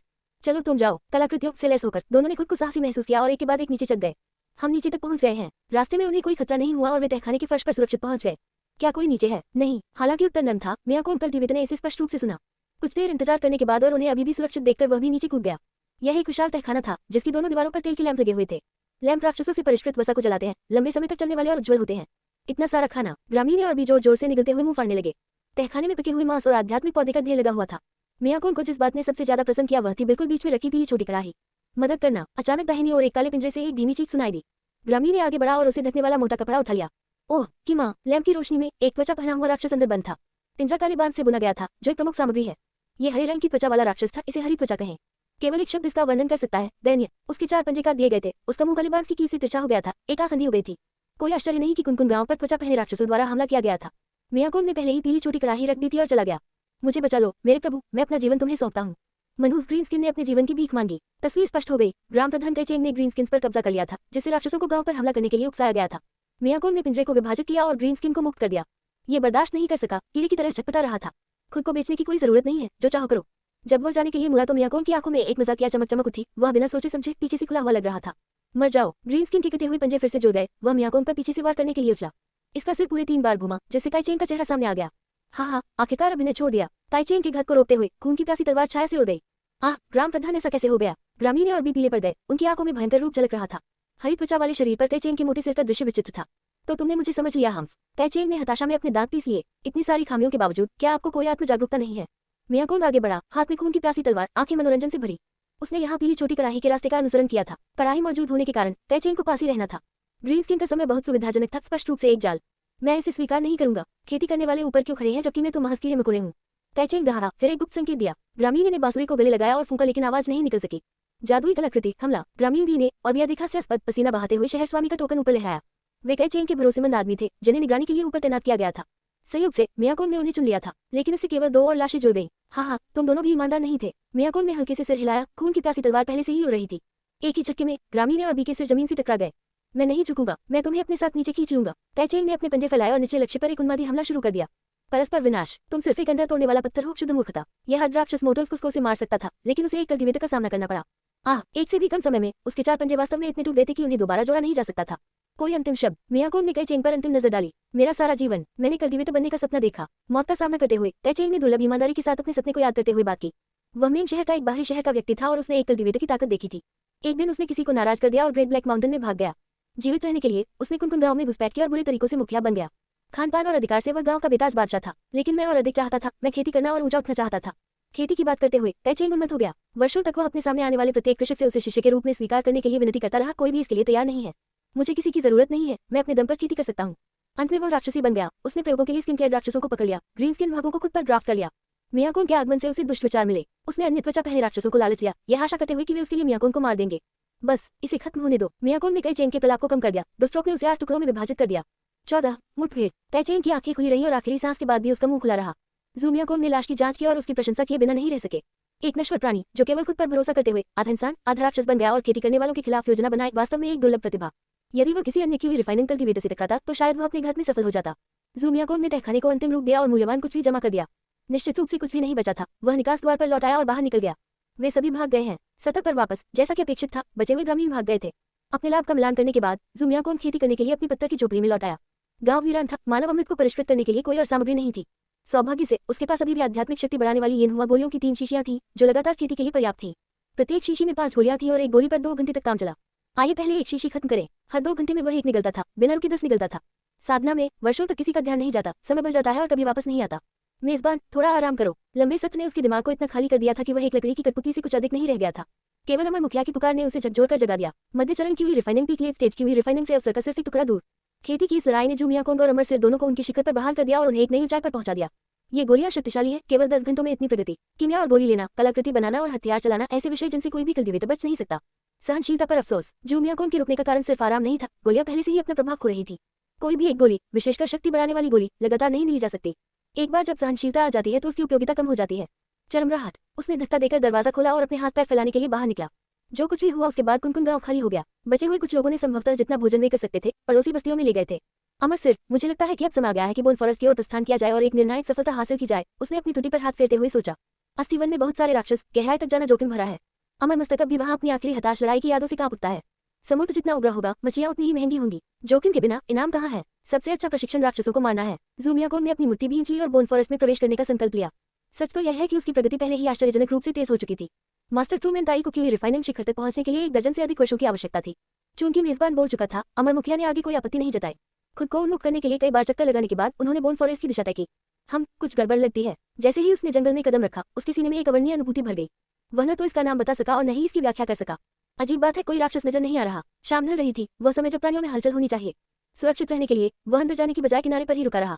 खर्राटे खर्राटे, ध्यान आकर्षित करने के लिए उसने जानबूझकर शोर मचाया। खून की प्यासी तलवार से कई पेड़ों को काटकर जमीन पर गिरा दिया। मेजबान जब कुछ भी सामान्य रूप से व्यवहार नहीं करता है तो कुछ राक्षसी चल रही है। उस सारे गोठधंधे के बाद एक भी राक्षस प्रकट नहीं हुआ। अमर का सिर झुका हुआ, हैरान। क्या हो रहा है? आइए आगे चलें। बेचैनी को दबाते हुए ज़ूमियाकोन धीरे धीरे बोन फॉरेस्ट में आगे बढ़ा। क्रंच क्रंच, रात पूरी तरह ढल चुकी थी। केवल ऊंचे धड़ और पैरों के नीचे सफेद हड्डियां ही दिखाई दे रही थी। फिर भी कोई राक्षस नहीं। क्या मैं दूसरी दुनिया में चला गया हूँ? वह जितना आगे चलता गया वह उतना ही अधिक भयभीत होता गया, जब तक कि वह उस स्थान पर नहीं पहुंच गया जहां उसने आखिरी बार 3 सिर वाले राक्षस से लड़ाई की थी। युद्धग्रस्त भूमि को हवा और बारिश ने चिकना कर दिया था, जिससे कोई निशान नहीं बचा था। आगे बढ़ते रहने पर भी उसे कुछ नहीं मिला। भले ही हर राक्षस मर गया हो, ताजा शव मौजूद होने चाहिए थे। वहाँ कौन है? अचानक 3 आकृतियां एक पेड़ के पीछे से निकली। वे कृषक थे। बाईं ओर लियू हाव खड़े थे, जिनसे वह पहले मिल चुके थे। दाहिनी ओर एक काली नाक वाला, छोटी आंखों वाला, पीठ पर धनुष रखता हुआ एक आदमी था। केंद्र में एक महिला कल्टीवेटर ने जबरदस्त आभा बिखेरी, दबाव हल्का लेकिन अचूक। एक फाउंडेशन स्थापना स्टेज कल्टीवेटर। हालांकि यह उनकी पहली मुलाकात थी, लेकिन उसकी आभा ने कोई संदेह नहीं छोड़ा। क्यों? यदि यह साथी दाववादी जो नहीं है। लियू हाव ने सबसे पहले उनका स्वागत किया और उन्हें महिला से मिलवाया। सिटी लॉर्ड, वह ट्रूमेंताई की शिष्य है। उन शब्दों के साथ महिला की पहचान तय हो गई। मेंग शहर की सिटी लॉर्ड, वान विज्ञान foundation establishment stage cultivator, Meng city की डोमिनेटर। उसने हल्के पीले रंग की पोशाक पहनी थी और अपने बाएं हाथ में एक अति सुंदर कीमती मोहर रखी हुई थी। उसकी सुंदरता को किसी प्रशंसा की आवश्यकता नहीं थी, जैसे कि एक फूल भावना धरती पर उतरी हो। आड़ू खिली आंखें, विलोपति बाहें, गाल लाल, सुंदर आकृति। नमस्ते वरिष्ठ नगर भगवान। ज़ूमियाकोन ने देरी करने की हिम्मत नहीं की। वह झट से झुका। उसके हृदय में चिंताएं बजने लगी। लानत है, ये सिटी लॉर्ड उस महिला कल्टीवेटर जैसा दिखता था जिसे उसने 6 या 7 हिस्सों में मार डाला था। वान ज्ञान से दैवीय भावना का प्रवाह प्रवाहित हुआ, जो बिना किसी रोक टोक के उसकी जांच कर रहा था। ऐसा महसूस हो रहा था जैसे किसी मोटे दाढ़ी वाले आदमी को नग्न कर दिया गया हो और बुरा जा रहा हो। अमर सिर परेशानी को भांपते हुए ज़ूमियाकोन के बाएं कंधे में सिकुड़ गया और आवाज करने की हिम्मत नहीं की। साथी दाववादी जू, क्या आपने मेरे चचेरे भाई वानचान को देखा है? वान ज्ञान की आवाज ठंडी थी। उसकी हत्या का इरादा लगभग स्पष्ट था। उसके दिव्य ज्ञान ने पहले ही ज़ूमियाकोन पर वानचान के स्टोरेज पाउच का पता लगा लिया था। अब जाकर उसे उस महिला का नाम पता चला जिसकी उसने हत्या की थी। क्या सिटी लॉर्ड, आपका क्या मतलब है? तुम्हारा चचेरा भाई है। निस्संदेह वह इसे स्वीकार नहीं कर सका। उसने हतप्रभ दृष्टि डाली। हम्फाप की बाहों में वह स्टोरेज पाउच मेरे चचेरे भाई का है। वान ज्ञान के बाएं हाथ की बहुमूल्य मोहर चमक रही थी, जो किसी विनाशकारी तकनीक के उजागर होने की ओर इशारा कर रही थी। सिटी लॉर्ड, मैंने वह स्टोरेज पाउच यहाँ बोन फॉरेस्ट में उठाया है। मेन सिटी की सिटी लॉर्ड के रूप में क्या आप सही और गलत को स्थापित किए बिना हमला करेंगे? उसकी पीठ पसीने से लथपथ थी। उसने खून की प्यासी तलवार पकड़ ली, फिर भी झुकने से इनकार कर दिया। लियू हाव बहुत देर तक चुप रहे, आंखें नाक पर, नाक दिल पर। इसके बजाय वान ज्ञान के पास नोज कल्टीवेटर ने सलाह दी। सिटी लॉर्ड, क्या हमें अभी भी ऐसा नहीं करना है? स्वाभाविक रूप से उनकी मध्यस्थता ज़ूमियाकोन के लिए नहीं बल्कि लाभ के लिए थी। सुनो, मैं तुम्हें जीने का मौका दूंगा। मेरे लिए रास्ता खोलो। एक फाउंडेशन एस्टेब्लिशमेंट स्टेज कल्टीवेटर के रूप में उन्हें मात्र की हुई रिफाइनिंग चचेरे भाई के जीवन या मृत्यु की कोई परवाह नहीं थी। स्टोरेज पाउच को बहाने के तौर पर इस्तेमाल करना महज एक सुविधाजनक खतरा था। ग्रेट ब्लैक माउंटेन का बोन फॉरेस्ट वह स्थान था जहां मेन सिटी कल्टीवेटर्स ने प्रशिक्षण लिया और राक्षस सामग्री एकत्र की। 2 दिन पहले अंदर का हर राक्षस गायब हो गया था, जिससे जंगल एक मृत भूमि में बदल गया। मेन शहर के 6 किसान लापता हो गए थे। उनमें से 4 सिटी लॉर्ड की हवेली से थे, जिनमें वान ज्ञान का चचेरा भाई भी शामिल था। ऐसी घटना के साथ सिटी लॉर्ड को भी व्यक्तिगत रूप से कार्रवाई करनी पड़ी। नगर प्रभु, मेरी शक्ति अल्प है। मैं केवल रास्ता साफ करने की पूरी कोशिश कर सकता हूँ। 15 जादुई आंख। 3 कल्टीवेटर, जिनमें से एक फाउंडेशन एस्टेब्लिशमेंट स्टेज कल्टीवेटर था, से मुकाबला करने का मतलब था जीत की शून्य संभावना। इस तरह बाजनाक वाले आदमी के पास स्पष्ट रूप से एक विशेष विधि थी। उसने एक अजीब उंगली की सील को दबाया और ज़ूमियाकोन को आगे की ओर इशारा किया। ज़ूमियाकोन केवल खुद को संभाल सकता था और सबसे आगे चल सकता था। हड्डी का जंगल एकदम खामोश था। यदि कदमों की आवाज न होती तो कोई सोचता कि वे बहरे हो गए हैं। कोई नहीं बता सकता कि वे कितनी देर तक चलते रहे, फिर भी एक भी राक्षस नजर नहीं आया। असंभव। भले ही हर राक्षस को मार दिया गया हो, फिर भी पीछे निशान बचे रहेंगे। लियू हाव ने पीछे की ओर बढ़ते हुए हाथ में कंपास प्रकार की जादुई कलाकृति के साथ जमीन का सर्वेक्षण किया। उसकी भौहें तनी हुई थी। शहर के गवर्नर कार्यालय के एक बाहरी एजेंट के रूप में लियू हाव युद्ध में औसत दर्जे के हो सकते हैं, लेकिन उनकी टोही कौशल प्रथम श्रेणी थे। यदि कुछ गलत दिखता है तो यह आमतौर पर होता है। वास्तव में यह अजीब है। यहाँ तक कि अपनी दिव्य भावना के साथ भी मैं थोड़ी सी भी विसंगति का पता नहीं लगा सकता। वान ज्ञान की अभिव्यक्ति भी उतनी ही गंभीर थी। एक फाउंडेशन एस्टेब्लिशमेंट स्टेज कल्टीवेटर के रूप में उन्हें भी बढ़ती बेचैनी महसूस हुई। आह, बच्चा चला गया। अचानक बात जैसी नाक वाले कल्टीवेटर का चेहरा एकदम बदल गया और वो फुफकारने लगा। ज़ूमियाकोन, जो नेतृत्व कर रहा था, बिना किसी चेतावनी के गायब हो गया था। बिल्कुल भी कोई शगुन नहीं। ऐसा लगता था मानो उसका कभी अस्तित्व ही नहीं था। क्या पीछे हटे अभी? वान ज्ञान इतनी चौंक गई कि उसने पीछे की ओर छलांग लगा दी। कहाँ? मैं कहाँ हूँ? ज़ूमियाकोन हतप्रभ होकर रुक गया। उसकी आंखों के सामने की दुनिया बदल गई थी। ऊंचे ऊंचे पेड़ खत्म हो गए थे। जमीन पर बिछी पुरानी लाशें गायब हो गई थी। उसके पीछे के 3 लोग भी गायब हो गए थे। आगे हरी घास और खिले हुए फूलों से सजा अंतहीन मैदान फैला हुआ था। मेरा शिष्य। इससे भी अधिक चौंकाने वाली बात यह है कि ट्रूमेंताई दूर से धीरे धीरे उसकी ओर चल रहा था। मालिक। ज़ूमियाकोन का चेहरा अविश्वास से भर गया। उसके दिमाग में खतरे की घंटियां बज उठी और उसने अपने दांत भींच लिए। ट्रूमेंताई बिल्कुल पहले की तरह दिखते थे, अभी भी अपने पसंदीदा नीले दाववादी वस्त्र पहने हुए थे। वह अब ज़ूमियाकोन को बार बार पुकारते हुए मुस्कुराया। मेरे शिष्य, आपकी गुरु। आवाज बिल्कुल सामान्य थी, यहाँ तक कि सूक्ष्मतम अभिव्यक्ति में भी कोई दोष नहीं दिखा। चुप रहो, तुम नकली हो। ज़ूमियाकोन ने खून की प्यासी तलवार को नियंत्रित किया और ट्रूमेंताई पर हमला कर दिया। दोषों का पूर्ण अभाव सभी दोषों में सबसे बड़ा दोष था। इससे ट्रूमेंताई पूरी तरह से असुरक्षित 2 हिस्सों में बंट गया था। सिर के ऊपरी हिस्से से लेकर क्रॉच तक लाल और सफेद दिमाग, अविश्वासी आंखें, सब कुछ बेहद भयानक रूप से वास्तविक लग रहा था। ज़ूमियाकोन ने खून की प्यासी तलवार को याद किया और दृश्य बदलने की प्रतीक्षा में खड़ा रहा। बाहर से शांत होते हुए भी वह अंदर से अमर मुखिया को पुकारता रहा। अमर सिर शायद मर भी गया होगा, पूरी तरह से खामोश। हे चिल्लाना बंद करो, ये सिर्फ एक झूठा अवशेष है। दृश्य वही रहा, लेकिन ट्रूमैन ताई की लाश उठ खड़ी हुई। समय उलट गया, दोनों हिस्से वापस एक साथ जुड़ गए। कैसे राक्षस हो तुम, मेरे स्वामी का प्रतिरूपण क्यों करें? ज़ूमियाकोन ने अपने जीवन को दांव पर लगाने के लिए तैयार होकर किवी और रक्त के हर अंश को प्रसारित किया। हालांकि नकली मास्टर ने कोई आभा नहीं दिखाई, लेकिन उसे फाउंडेशन एस्टेब्लिशमेंट कल्टीवेटर वान विज्ञान की तुलना में कहीं अधिक भयानक महसूस हुआ। घास के मैदान का ब्रह्म बुलबुले की तरह फूट गया और ट्रूमैन ताई गायब हो गया। दृश्य बदल गया। ज़ूमियाकोन ने चारों ओर देखा। वह अभी भी बोन फॉरेस्ट के अंदर था, यहाँ तक कि उस स्थान पर खड़ा था। वान विज्ञान और अन्य लोग स्तब्ध खड़े थे, आंखें खाली थी, भुजाएं बदल में झुकी हुई थी। मेजबान सावधान रहे, ये चीज बहुत मजबूत है। तभी अंततः उनके बाएं कंधे पर अमर सिर प्रकट हुआ। अस्थि वन के ऊपर एक विशाल आंख उभरी, पुतली काली लाल थी, श्वेत तल हरा भरा था। इसके कुचलने से ऐसा महसूस हो रहा था जैसे कोई अमर पर्वत गिर रहा हो। अर्घ, एक ही नजर ने ज़ूमियाकोन को जमीन पर गिरा दिया और बहुत देर तक उठने में असमर्थ रही। दबाव बहुत ज्यादा था, इसकी तुलना में वह पूर्णिमा से पहले एक जुगनू था। मेजबान, ऐसा लग रहा है कि हम यही मरने वाले हैं। अमर मुखिया पहले से ही निराश था, वह उस आंख का विरोध करने की कल्पना भी नहीं कर सकता था। अगर तुम मुझे मारने जा रहे हो तो जल्दी करो। ज़ूमियाकोन आधा झुका हुआ खड़ा रहा, खून की प्यासी तलवार के सहारे झुक गया और झुकने से इनकार कर दिया। किवी और रक्त दोनों इतने दबे हुए थे कि उसे ऐसा महसूस हो रहा था जैसे कोई कछुआ अपने खून में छिपा हो। क्या कृषकों में जन्मजात बड़प्पन होता है? अच्छा, तुम्हारे पास रीढ़ है। इस सीट को डेमन कहा जाता है। ऊपर की आंख झपक गई और ज़ूमियाकोन के दिमाग में सूचनाओं की धारा प्रवाहित हो गई। डेमन किंगडम का एक पीक स्तरीय राक्षस जो peak core formation stage cultivator के बराबर है। पूरे किंग साम्राज्य में सबसे शक्तिशाली कृषक केवल इसी रैंक के थे। अब आप कमजोर हैं, लेकिन आपका मूल्य है। आज से आप इस सीट के उपकरण हैं। डेमन का अर्थ स्पष्ट था, इसका उद्देश्य ज़ूमियाकोन को नियंत्रित करना था। तो मेरे पास अभी भी जीने का मौका है। ये सुनकर की आशा थी, ज़ूमियाकोन की आंखें चमक उठी। बेशक, इस सीट ने स्वर्गीय दाव को दिव्य रूप से प्रकट कर दिया है। महान भाग्य आपका साथ देता है। डेमन के अनुसार ज़ूमियाकोन के पास अथाह विशाल भाग्य था। महाराज, आप मुझसे क्या चाहते हैं? ज़ूमियाकोन जानता था कि साथ कैसे खेलना है। अगर इसका मतलब जीवित रहना है तो उन्हें पोते की भूमिका निभाने में कोई आपत्ति नहीं थी। हम अभी बोलना जल्दबाजी होगी। ये सीट चाहती है कि आप जल्द से जल्द कोर फॉर्मेशन स्टेज तक पहुंचे। क्या मैं कोर फॉर्मेशन? ये सुनकर ज़ूमियाकोन की आंखें छलक आई। दानव की आंख फिर झपक गई। ज़ूमियाकोन की बाह में एक लाल किरण लगी। इसे एक काली आंख का पैटर्न बन गया। इसके साथ इस सीट को विश्वासघात से डरने की जरूरत नहीं है। ऐसा करने के बाद डेमन काफी कमजोर होने लगी, उसकी पलक कांपने लगी। ये बहुत देर तक सो चुका था। एक पीक कोर फॉर्मेशन राक्षस के रूप में डेमन ने 600 वर्षों का जीवन काल प्राप्त किया, जो एक कल्टीवेटर से कहीं अधिक था। उसी रैंक के एक गोल्डन कोर कल्टीवेटर के पास केवल 400 वर्ष थे। पीक कोर फॉर्मेशन पर पहुंचने के बाद से डेमन ने एक बॉटलनेक मारा था। वर्षों की खेती से कुछ हासिल नहीं हुआ। अंत में इसका जीवनकाल लगभग समाप्त हो गया था। इसलिए डेमन ने जीविका के रूप में एक कोर फॉर्मेशन कल्टीवेटर को खा लिया और गहरी नींद में सो गया। कुछ दिन पहले प्रेरणा के एक क्षण ने अनजाने में ही अपनी आंखें खोल दी और जाग गया। अब ऐसा लग रहा था कि यह ज़ूमियाकोन की महान किस्मत के कारण था। वरिष्ठ हड्डी के जंगल में राक्षस, ज़ूमियाकोन ने पूछा। महज कीड़े पहले से ही नाश्ते के रूप में खाए जा चुके हैं। बोन फॉरेस्ट में 100 से अधिक राक्षस, साथ ही पहले से लुभाए गए 6 कल्टीवेटर, सभी कुकीज़ और मिठाइयां बन गए थे। यदि आप किसी मजबूत दुश्मन से मिलते हैं तो बस किवी को पैटर्न में शामिल करें। ताकत के एक आखिरी प्रदर्शन के बाद डेमन ने अपनी आंख पूरी तरह से बंद कर ली और वापस नींद में डूब गई। मेजबान, मुझे कभी एहसास नहीं हुआ कि आप भाग्यवाह कृषक हैं। दानव नेत्र की नींद के साथ ज़ूमियाकोन ने अपनी जान बचाई और अमर सिर ने राहत की भारी सांस ली। ज़ूमियाकोन ने कहा, आप स्वयं बुरे नहीं हैं। एक बार बहाल होने के बाद आप एक झूठी कोर स्तरीय जादुई कलाकृति बन जाएंगे। डेमन ने कहा था कि अमर सिर की मूल रैंक झूठी कोर थी। फॉल्स कोर एक आभासी क्षेत्र था जिसका शीर्ष पीक फाउंडेशन एस्टेब्लिशमेंट आधा चरण कोर फॉर्मेशन को दिया गया था। हे इसी तरह मेजबान के पक्ष में रहकर मैं देर सबेर कोर फॉर्मेशन लेवल आर्टिफैक्ट बन जाऊंगा। ज़ूमियाकोन जमीन पर बैठकर अमर मुखिया के साथ बातें कर रहा था और नई जानकारी को पिचाते हुए खुद को शांत कर रहा था। अच्छी खबर का एक टुकड़ा वान विज्ञान और अन्य 2 को डेमन द्वारा निम्न स्तरीय दास छाप के साथ ब्रांड किया गया था। हालांकि ज़ूमियाकोन ने एक उच्च स्तरीय दास की छाप छोड़ी, जिससे उसे इच्छानुसार तीनों का आदेश देने और निपटान करने की अनुमति मिली। 16 शहर में प्रवेश। दानव नेत्र की नींद के कारण वान विज्ञान और अन्य पर से नियंत्रण हटा लिया गया। क्या चल रहा है? वे तीनों अचंभित अवस्था में थे। उन्हें इस बात का बिल्कुल भी एहसास नहीं था कि अभी क्या हुआ था। यहाँ तक कि फाउंडेशन एस्टेब्लिशमेंट स्टेज कल्टीवेटर वान विज्ञान भी हतप्रभ थे। हाँ, पासा कैसे पलट गया? ज़ूमियाकोन अपने हाथ अपनी पीठ के पीछे रखते हुए धीरे धीरे उनके पास चला गया। तुमने क्या किया? उसे नीचे ले जाओ। वान विज्ञान ने ईगल नोज कल्टीवेटर को हमला करने का आदेश दिया। Eagle nose cultivator late stage की रिफाइनल में था और मेन सिटी में शीर्ष रैंक वाले कल्टीवेटर्स में से एक था। 6 harmonies flying swords. Eagle nose cultivator की कफ से 6 छोटी उड़ने वाली तलवारें उड़ गईं। अद्वितीय तलवार की रोशनी ने सीटी बजाई। 6 अलग अलग दिशाओं से ज़ूमियाकोन पर हमला किया। यदि यह एक साधारण मध्य चरण की हुई रिफाइनल कल्टीवेटर होता तो उन्हें इस हड़ताल से हटा दिया गया होता। अरे, अभी भी स्थिति का पता नहीं चला। ज़ूमियाकोन ने तिरस्कारपूर्वक मुस्कुराया और अपना हाथ उठाया। जैसे ही उसकी बाह पर आंख का पैटर्न सामने आया, ईगल नोज कल्टीवेटर को ऐसा लगा जैसे आसमान टूट पड़ा हो। उसके भीतर से एक अदम्य भावना उमड़ पड़ी। निसंदेह एक निम्न स्तर का नौकर एक उन्नत नौकर का विरोध नहीं कर सकता। एक बार जब उन्होंने कार्रवाई की तो तुरंत प्रतिक्रिया हुई। ईगल नोज कल्टीवेटर के शरीर के भीतर मैना विस्फोट होने से खून निकला और वह जमीन पर गिर गया। क्या? वान विज्ञान हैरान था। पैटर्न को देखकर उसे भी वही अनूठी अनुभूति महसूस हुई। उसके हाथों का मन सहज ही खत्म हो गया और उसने प्रहार करने की हिम्मत नहीं की। हाँ, ये सचमुच काम करता है। वान विज्ञान की प्रतिक्रिया देखकर ज़ूमियाकोन को अंततः सहजता महसूस हुई और वह बहुत खुश हुआ। घुटने टेको। आगे प्रयोग करने के लिए ज़ूमियाकोन ने सीधा आदेश दिया। ये किस तरह का जादू है? लियू हाओ घुटने टेकने वाले पहले व्यक्ति थे। उनकी अभिव्यक्ति ऐसी थी मानो उन्होंने कोई भूत देखा हो। वान विज्ञान, तुम क्या देख रहे हो? जल्दी से घुटने टेको। वान विज्ञान ने दांत पीस लिए। जैसे ही उसने विरोध करने के बारे में सोचा, उसके शरीर ने उसकी बात मान ली। वह एक झटके के साथ आराम से घुटनों के बल बैठ गई। हाँ, तो एक फाउंडेशन एस्टेब्लिशमेंट कल्टीवेटर से ज्यादा कुछ नहीं है।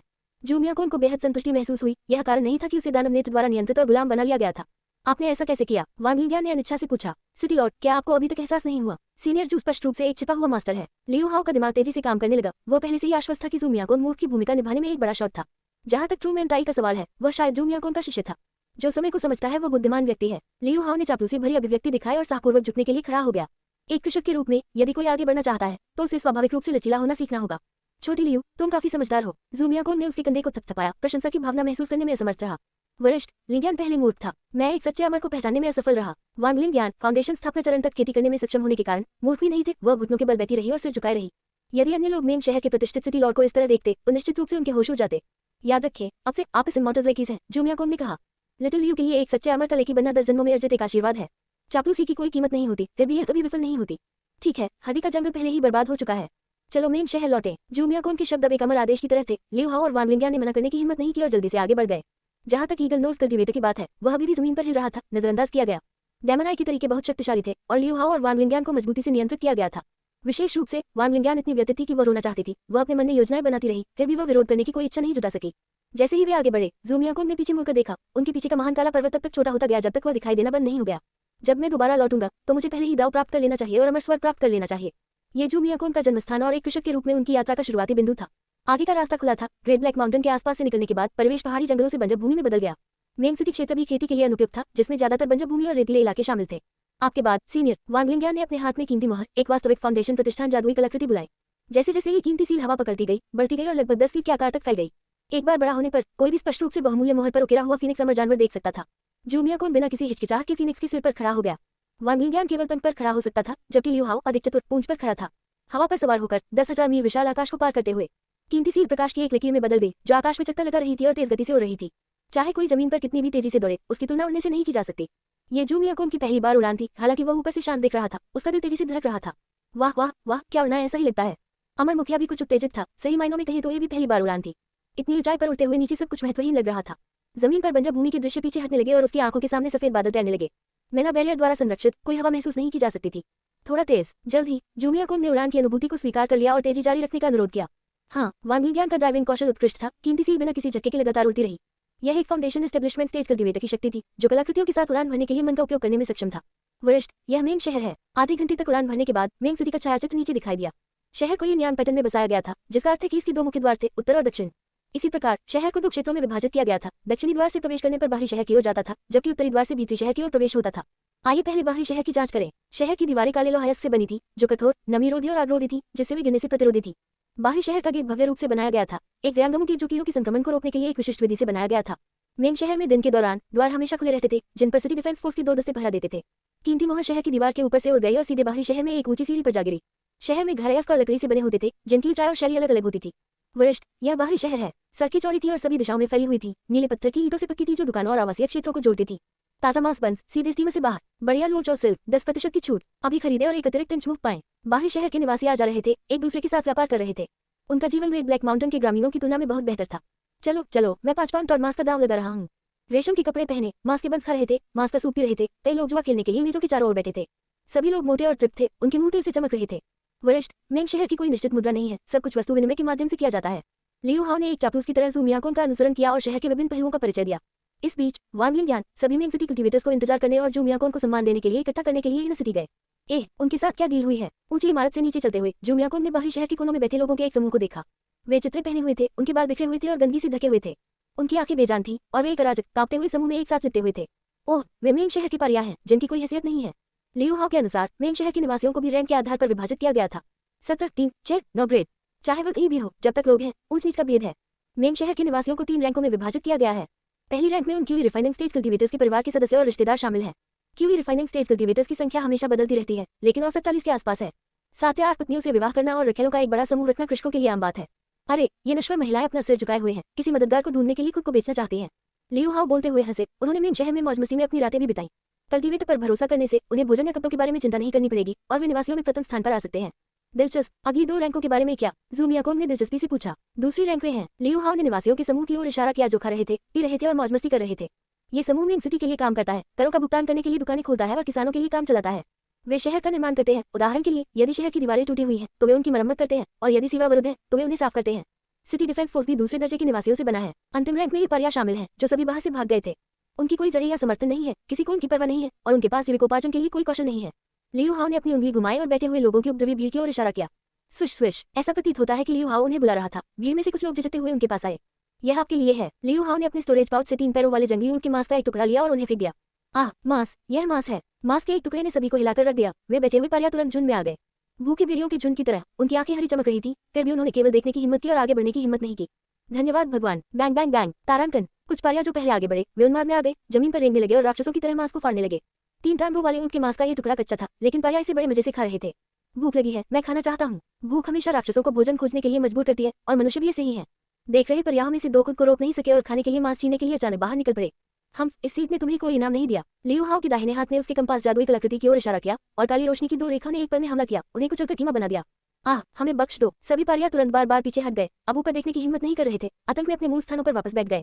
सीनियर, ये तीसरी रैंक है। ज़ूमियाकोन ने कुछ नहीं बोला, केवल चुपचाप ही सब देखता रहा।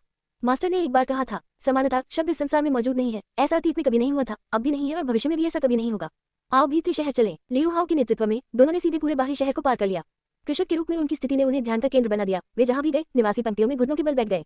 सम्मानित कृषक, मास्टर कल्टीवेटर, आपका कल्याण हो। भगवान, कृपया इस बेटी को देखें। कुछ ने घुटनों के बल झुककर प्रणाम किया, कुछ ने हाथ जोड़कर चापलूसी की और दूसरों ने अपनी बेटियों या भतीजियों को अर्पित करने की कोशिश की। रास्ते से हट जाओ, अंध मूर्खों। लियू हाओ को डर था कि ये बुद्धिहीन बेवकूफ ज़ूमियाकोन का मूड खराब कर देंगे, इसलिए उसने उन्हें भगाने के लिए अपना हाथ लहराया। वरिष्ठ, क्या आपको लगता है कि ये कुछ है? अपनी बेटियों और भतीजियों की पेशकश करने वाले केवल कुछ ही लोग बचे थे। एक कृषक के सामने खड़े होने और अपना माल बेचने में सक्षम होने के लिए इन बेटियों और भतीजियों में स्वाभाविक रूप से कुछ सुंदरता थी। ये तरबूज आमतौर पर कच्चे और युवा होते थे। ये कुछ वास्तव में काफी सुंदर हैं। ज़ूमियाकोन आखिरकार सामान्य प्राथमिकताओं वाला एक युवा व्यक्ति था, इसलिए उसने इन तरबूजों को आकार दिया। जैसे ही ये शब्द बोले गए, तरबूज बेचने वाले लोग बहुत खुश हुए। वरिष्ठ, क्या आप चाहते हैं? लियू हाओ ने एक एहसान कमाने की उम्मीद में ज़ूमियाकोन के इरादों की सावधानीपूर्वक जांच की। इसे भूल जाओ। ज़ूमियाकोन ने अपना सिर हिलाया और स्वीकार नहीं किया। देखना एक बात थी, लेकिन ज़ूमियाकोन की नजर में ये तरबूज गुलाबी कपड़े पहने कंकालों से ज्यादा कुछ नहीं थे। जाओ, तुम सब जाओ। लियू हाओ ने तुरंत तरबूज विक्रेताओं के इस समूह को खदेड़ दिया। खरबूजे में से एक अभी भी अनिच्छुक था, वह हर कदम पर ज़ूमियाकोन की ओर देख रहा था। उसकी आंखें एक नाजुक आकर्षण से भर गई। किसी को पता होना चाहिए कि एक बार जब आप कल्टीवेटर से जुड़ जाते हैं तो आपको चिंता करने की जरूरत नहीं होगी। इन सिटी में सिटी लॉर्ड्स मेंशन के हॉल में 27 की रिफाइनल कल्टीवेटर इकट्ठे हुए थे। हॉल का लेआउट सरल था, ऊंची सीट के अलावा दोनों तरफ दर्जनों कुर्सियां रखी हुई थी। वांग लिंगियान भावहीन होकर हॉल के केंद्र में खड़ा था। नगर भगवान, कौन सा मामला इतना जरूरी है? कुछ अधिक अधीर कृषक खड़े होकर पूछने से खुद को नहीं रोक सके। अधिक कृषक गुप्त नेत्र संकेतों से संचार करते हुए एक दूसरे की ओर देखते थे। मेन सिटी में शायद ही कभी ऐसी बैठकें होती थी। एक बार आयोजित होने के बाद ये हमेशा बड़े निहितार्थ वाली एक बड़ी घटना के कारण होता था। हर कोई कृपया शांत रहें। वांग लिंगियान ने सभी की बेचैनी को रोकते हुए अपने हाथों को थोड़ा नीचे दबाया। जब सिटी लॉर्ड बोला तो ये स्वाभाविक रूप से प्रभावी था और मैदान तुरंत शांत हो गया। लियू हाओ के नेतृत्व में इन सिटी में प्रवेश करने के बाद ज़ूमियाकोन सीधे सिटी लॉर्ड्स मेंशन में गए। सिटी लॉर्ड्स मेंशन वह इमारत थी जिसने इन सिटी में सबसे अधिक भूमि पर कब्जा किया था, जिसमें प्लेस पवेलियन, ड्यूलिंग एरिना और रिसर्च इंस्टीट्यूट शामिल थे। गर्जन दहाड़ दहाड़ द्वंद्वयुक्त क्षेत्र एक आवश्यक मार्ग था और सबसे शोर शराबा वाला स्थान भी था, जहां जानवरों की लड़ाई देखने के लिए कृषकों के लिए राक्षसों के बैचों को कैद किया गया था। सिटी लॉर्ड्स मेंशन के हॉल की सीढ़ियां 100 से अधिक थी, जो काफी ऊंचाई पर थी। कुछ कदमों के साथ ज़ूमियाकोन ने हॉल के आंतरिक भाग में प्रवेश किया। हॉल का आंतरिक भाग सरल और प्राचीन शैली में सजाया गया था। फर्श अज्ञात राक्षसों के फर से बना था और कई खंभे 1000 फूलों की लकड़ी से बने थे। वरिष्ठ, वांग लिंगियान तुरंत उनका स्वागत करने के लिए आगे आए और अन्य कल्टीवेटर्स की नजरों की परवाह किए बिना सलामी में झुक गए। ये ज़ूमियाकोन की पहचान के बारे में अनुमान लगाते हुए उपस्थित सभी कल्टीवेटर कुछ हद तक चकित थे। आखिरकार सही तौर पर ज़ूमियाकोन केवल एक मध्य चरण की रिफाइनिंग कल्टीवेटर था। आप सभी अभी भी वहां किस लिए खड़े हैं? ये सीनियर जू है, एक साधु सच्चा अमर। लियू हाओ अपने कूल्हों पर हाथ रखकर अधिकार उद्धार लेकर खड़ा था। ओह, तो यह एक वरिष्ठ का आगमन है। यह विनम्र व्यक्ति वरिष्ठ को नमस्कार करता है। जो लोग कृषक बन सकते थे वे मूर्ख नहीं थे। वांग लिंगियान और लियू हाओ के व्यवहार को देखने के बाद सबसे तेज प्रतिक्रिया करने वाले कल्टीवेटर एक के बाद एक झुककर सलाम करने लगे। उनके चेहरे मुस्कुराहट से भरे हुए थे।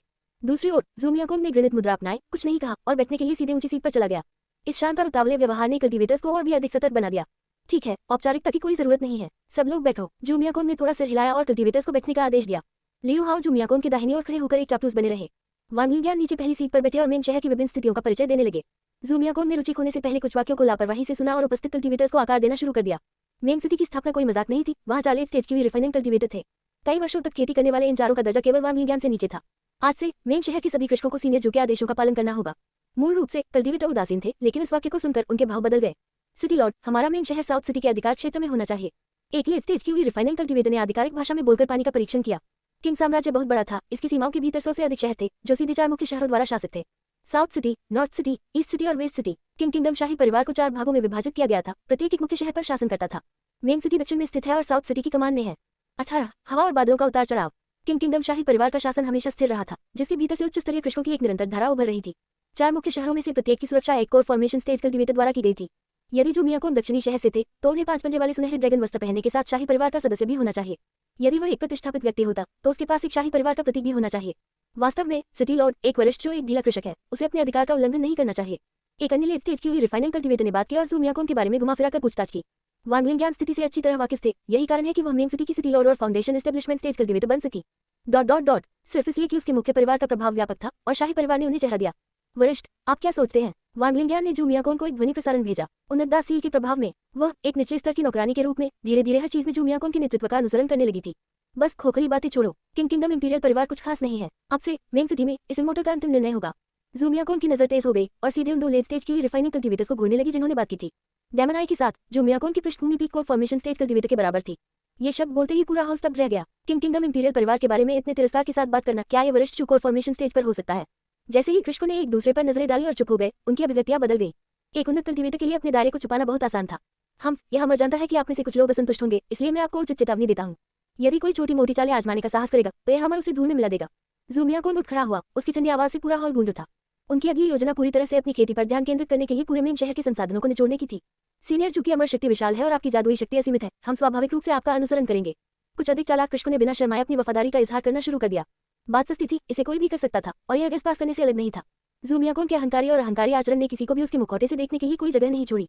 हम सभी सीनियर जू के आदेशों का पालन करते हैं, यहाँ तक कि 4 लेट स्टेज की हुई रिफाइनिंग कल्टीवेटर्स ने भी खुले तौर पर उनका विरोध करने की हिम्मत नहीं की, जिससे उन्हें मुस्कुराने पर मजबूर होना पड़ा क्योंकि उन्होंने भी अपनी वफादारी व्यक्त की। वहाँ कितनी ईमानदारी थी, ये तो केवल स्वर्ग ही जानता होगा।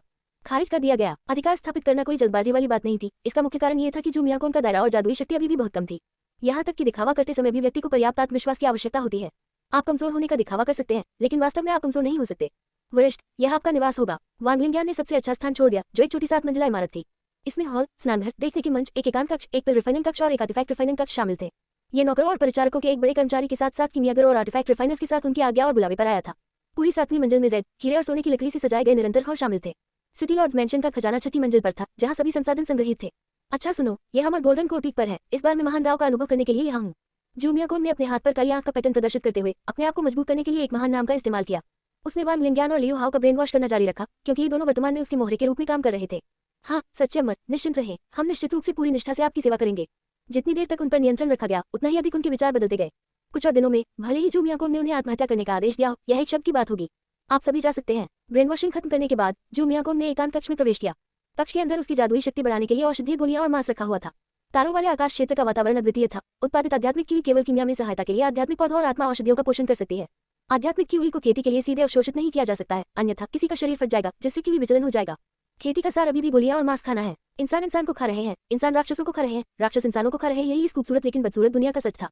जब जू मियाकोंग एकांत में था, मेन शहर की हवाएं और बादल पहले से ही अंतर्धाराओं के साथ मंथन कर रहे थे। दक्षिणी शहर के सहायक शहर के रूप में दक्षिणी शहर इंपीरियल परिवार द्वारा 2 लेट स्टेज की रिफाइनिंग कल्टीवेटर वहां लगाए गए थे। एक का नाम गेंगहुओ और दूसरे का नाम नानगोन हुआन था।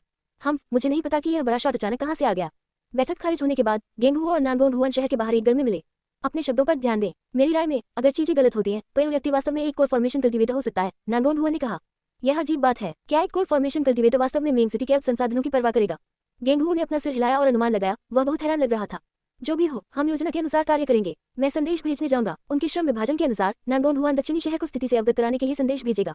ठीक है, तुम आगे बढ़ो। गेंगहुओ को छाया में पानी का परीक्षण करना था। लेट स्टेज की हुई रिफाइनिंग कल्टीवेटर के रूप में वे कई वर्षों से मेन शहर में जड़ें जमा चुके थे और उनके पास कई साधन थे। बस थोड़ी सी छेड़छाड़ से परेशानी खड़ी करना आसान होगा। ये बुरा है, ये बुरा है। अनुसंधान संस्थान में राक्षसों ने दंगा कर दिया है। अगली सुबह बीती शहर अराजकता में डूब गया। अनुसंधान संस्थान ने कीमिया का अध्ययन करने के उद्देश्य से दर्जनों राक्षसों को रखा। किसी तरह अचानक दंगा भड़क गया। आज एक अच्छा दिन है। मांस खाना, शराब पीना, जुआ खेलना और वेश्या ले जाना। इन सिटी में एक छोटी सी 2 मंजिला इमारत में की हुई रिफाइनिंग कल्टीवेटर के परिवार के सदस्य रहते थे। पीले वस्त्र पहने एक युवक एक रॉकिंग कुर्सी पर ऊँघते हुए कोई धुन गुनगुना रहा था। वह एक कृषक का बेटा था जो लापरवाह जीवन जी रहा था। हर दिन जब वह उठता था तो सब कुछ खाने, पीने और खेलने में ही व्यस्त रहता था। जब उसे कुछ उत्साह चाहिए होता था तो वह बुरे काम करने के लिए बाहरी शहर में जाता था। जब तक इस बदनसीब को खतरे का एहसास हुआ तब तक बहुत देर हो चुकी थी। एक मेंटिस ब्लेड मदर छत से नीचे कूदी और वध करने के लिए छोटी इमारत में घुस गई। लेट स्टेज की हुई रिफाइनिंग के बराबर कीट प्रकार की मां राक्षस क्रूर और रक्तपिपासु थी। पन्नाहरे जुड़वा ब्लेड अतीत में चमकते रहे और पीला वस्त्र पहने युवा पहले से ही 4 टुकड़ों में कटा हुआ था। मदद करना। कल्टीवेटर के परिवार के सदस्य लिंग की परवाह किए बिना लंबे समय से अच्छे जीवन के आदी थे। हर एक सुअर के समान मोटा था। विरोध करना भूल जाओ, यहाँ तक कि कुछ कदम चलना भी एक संघर्ष था। चिल्लाओ। मेंटिस ब्लेड मदर ने बिना किसी रोक टोक के कत्लेआम करते हुए द्वार को अवरुद्ध कर दिया। इसे पहले रिसर्च इंस्टीट्यूट में कैद किया गया था, जहां इसके 6 पैर 8 बार काटे गए थे। रुको, शापित राक्षस। छोटी इमारत का मालिक एक मिडिल स्टेज की हुई रिफाइनिंग कल्टीवेटर देर से पहुंचा। उसकी पत्नियां, रखेल, बेटे और बेटियां पहले ही खून से लथपथ गिर चुके थे। मेंटिस ब्लेड मदर 10 फीट लंबे शरीर के साथ, उसकी पीली आंखें हड्डियों को कंपा देने वाली ठंडी थी और उसके पन्नाहरे रंग के सामने के पंजे के ब्लेड से खून टपक रहा था। जब कल्टीवेटर ने राक्षस की शक्ल देखी तो उसका दिल ठंडा हो गया और वह जल्दी से भागने के लिए मुड़ गया। कुछ बेकार नश्वर लोगों की खातिर युद्ध में शामिल होने का जोखिम उठाना उचित नहीं था। इसी तरह के दृश्य पूरे भीतरी शहर में बार बार घटित हो रहे थे। सुबह होते होते खून पहले से ही नदी की तरह बह रहा था। गेंग हुआ और नांगोंग हुआ ने बिल्कुल भी मदद नहीं की। वे शहर के बाहर छिप गए और मृत होने का नाटक करने लगे। शेष दो लेट स्टेज की हुई रिफाइनल कल्टीवेटर्स ने राक्षसों को मारने के कठिन संघर्ष में अन्य कल्टीवेटर्स का नेतृत्व किया।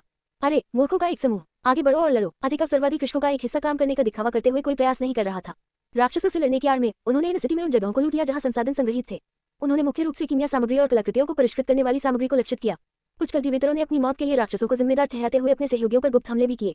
सोंग बियाओ, कमीने, तुम एक सार्वजनिक मामले का इस्तेमाल निजी दुश्मनी निपटाने के लिए कर रहे हो।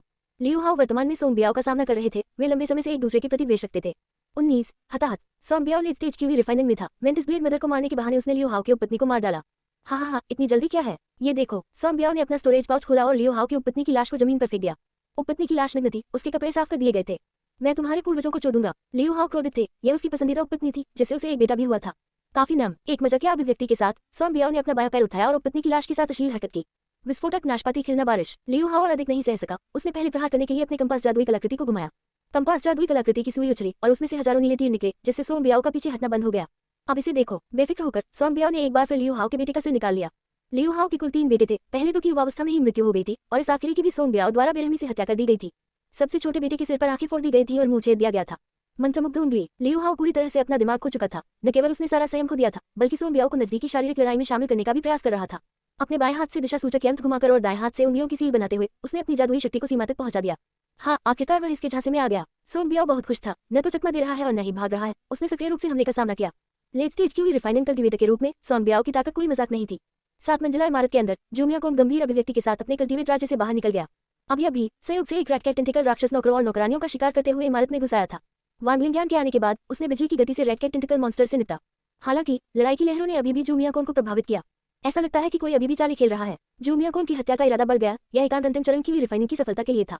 अप्रत्याशित रूप से वह बाधित हो गया और उसके सभी प्रयास व्यर्थ हो गए। सच्चा अमर, ये कृष्णों के बीच एक शाही जासूस का काम होना चाहिए। वांग लिंगियान घबराहट से भर गई थी। उसे डर था कि जूमिया कोन उसे दोषी ठहराएगा।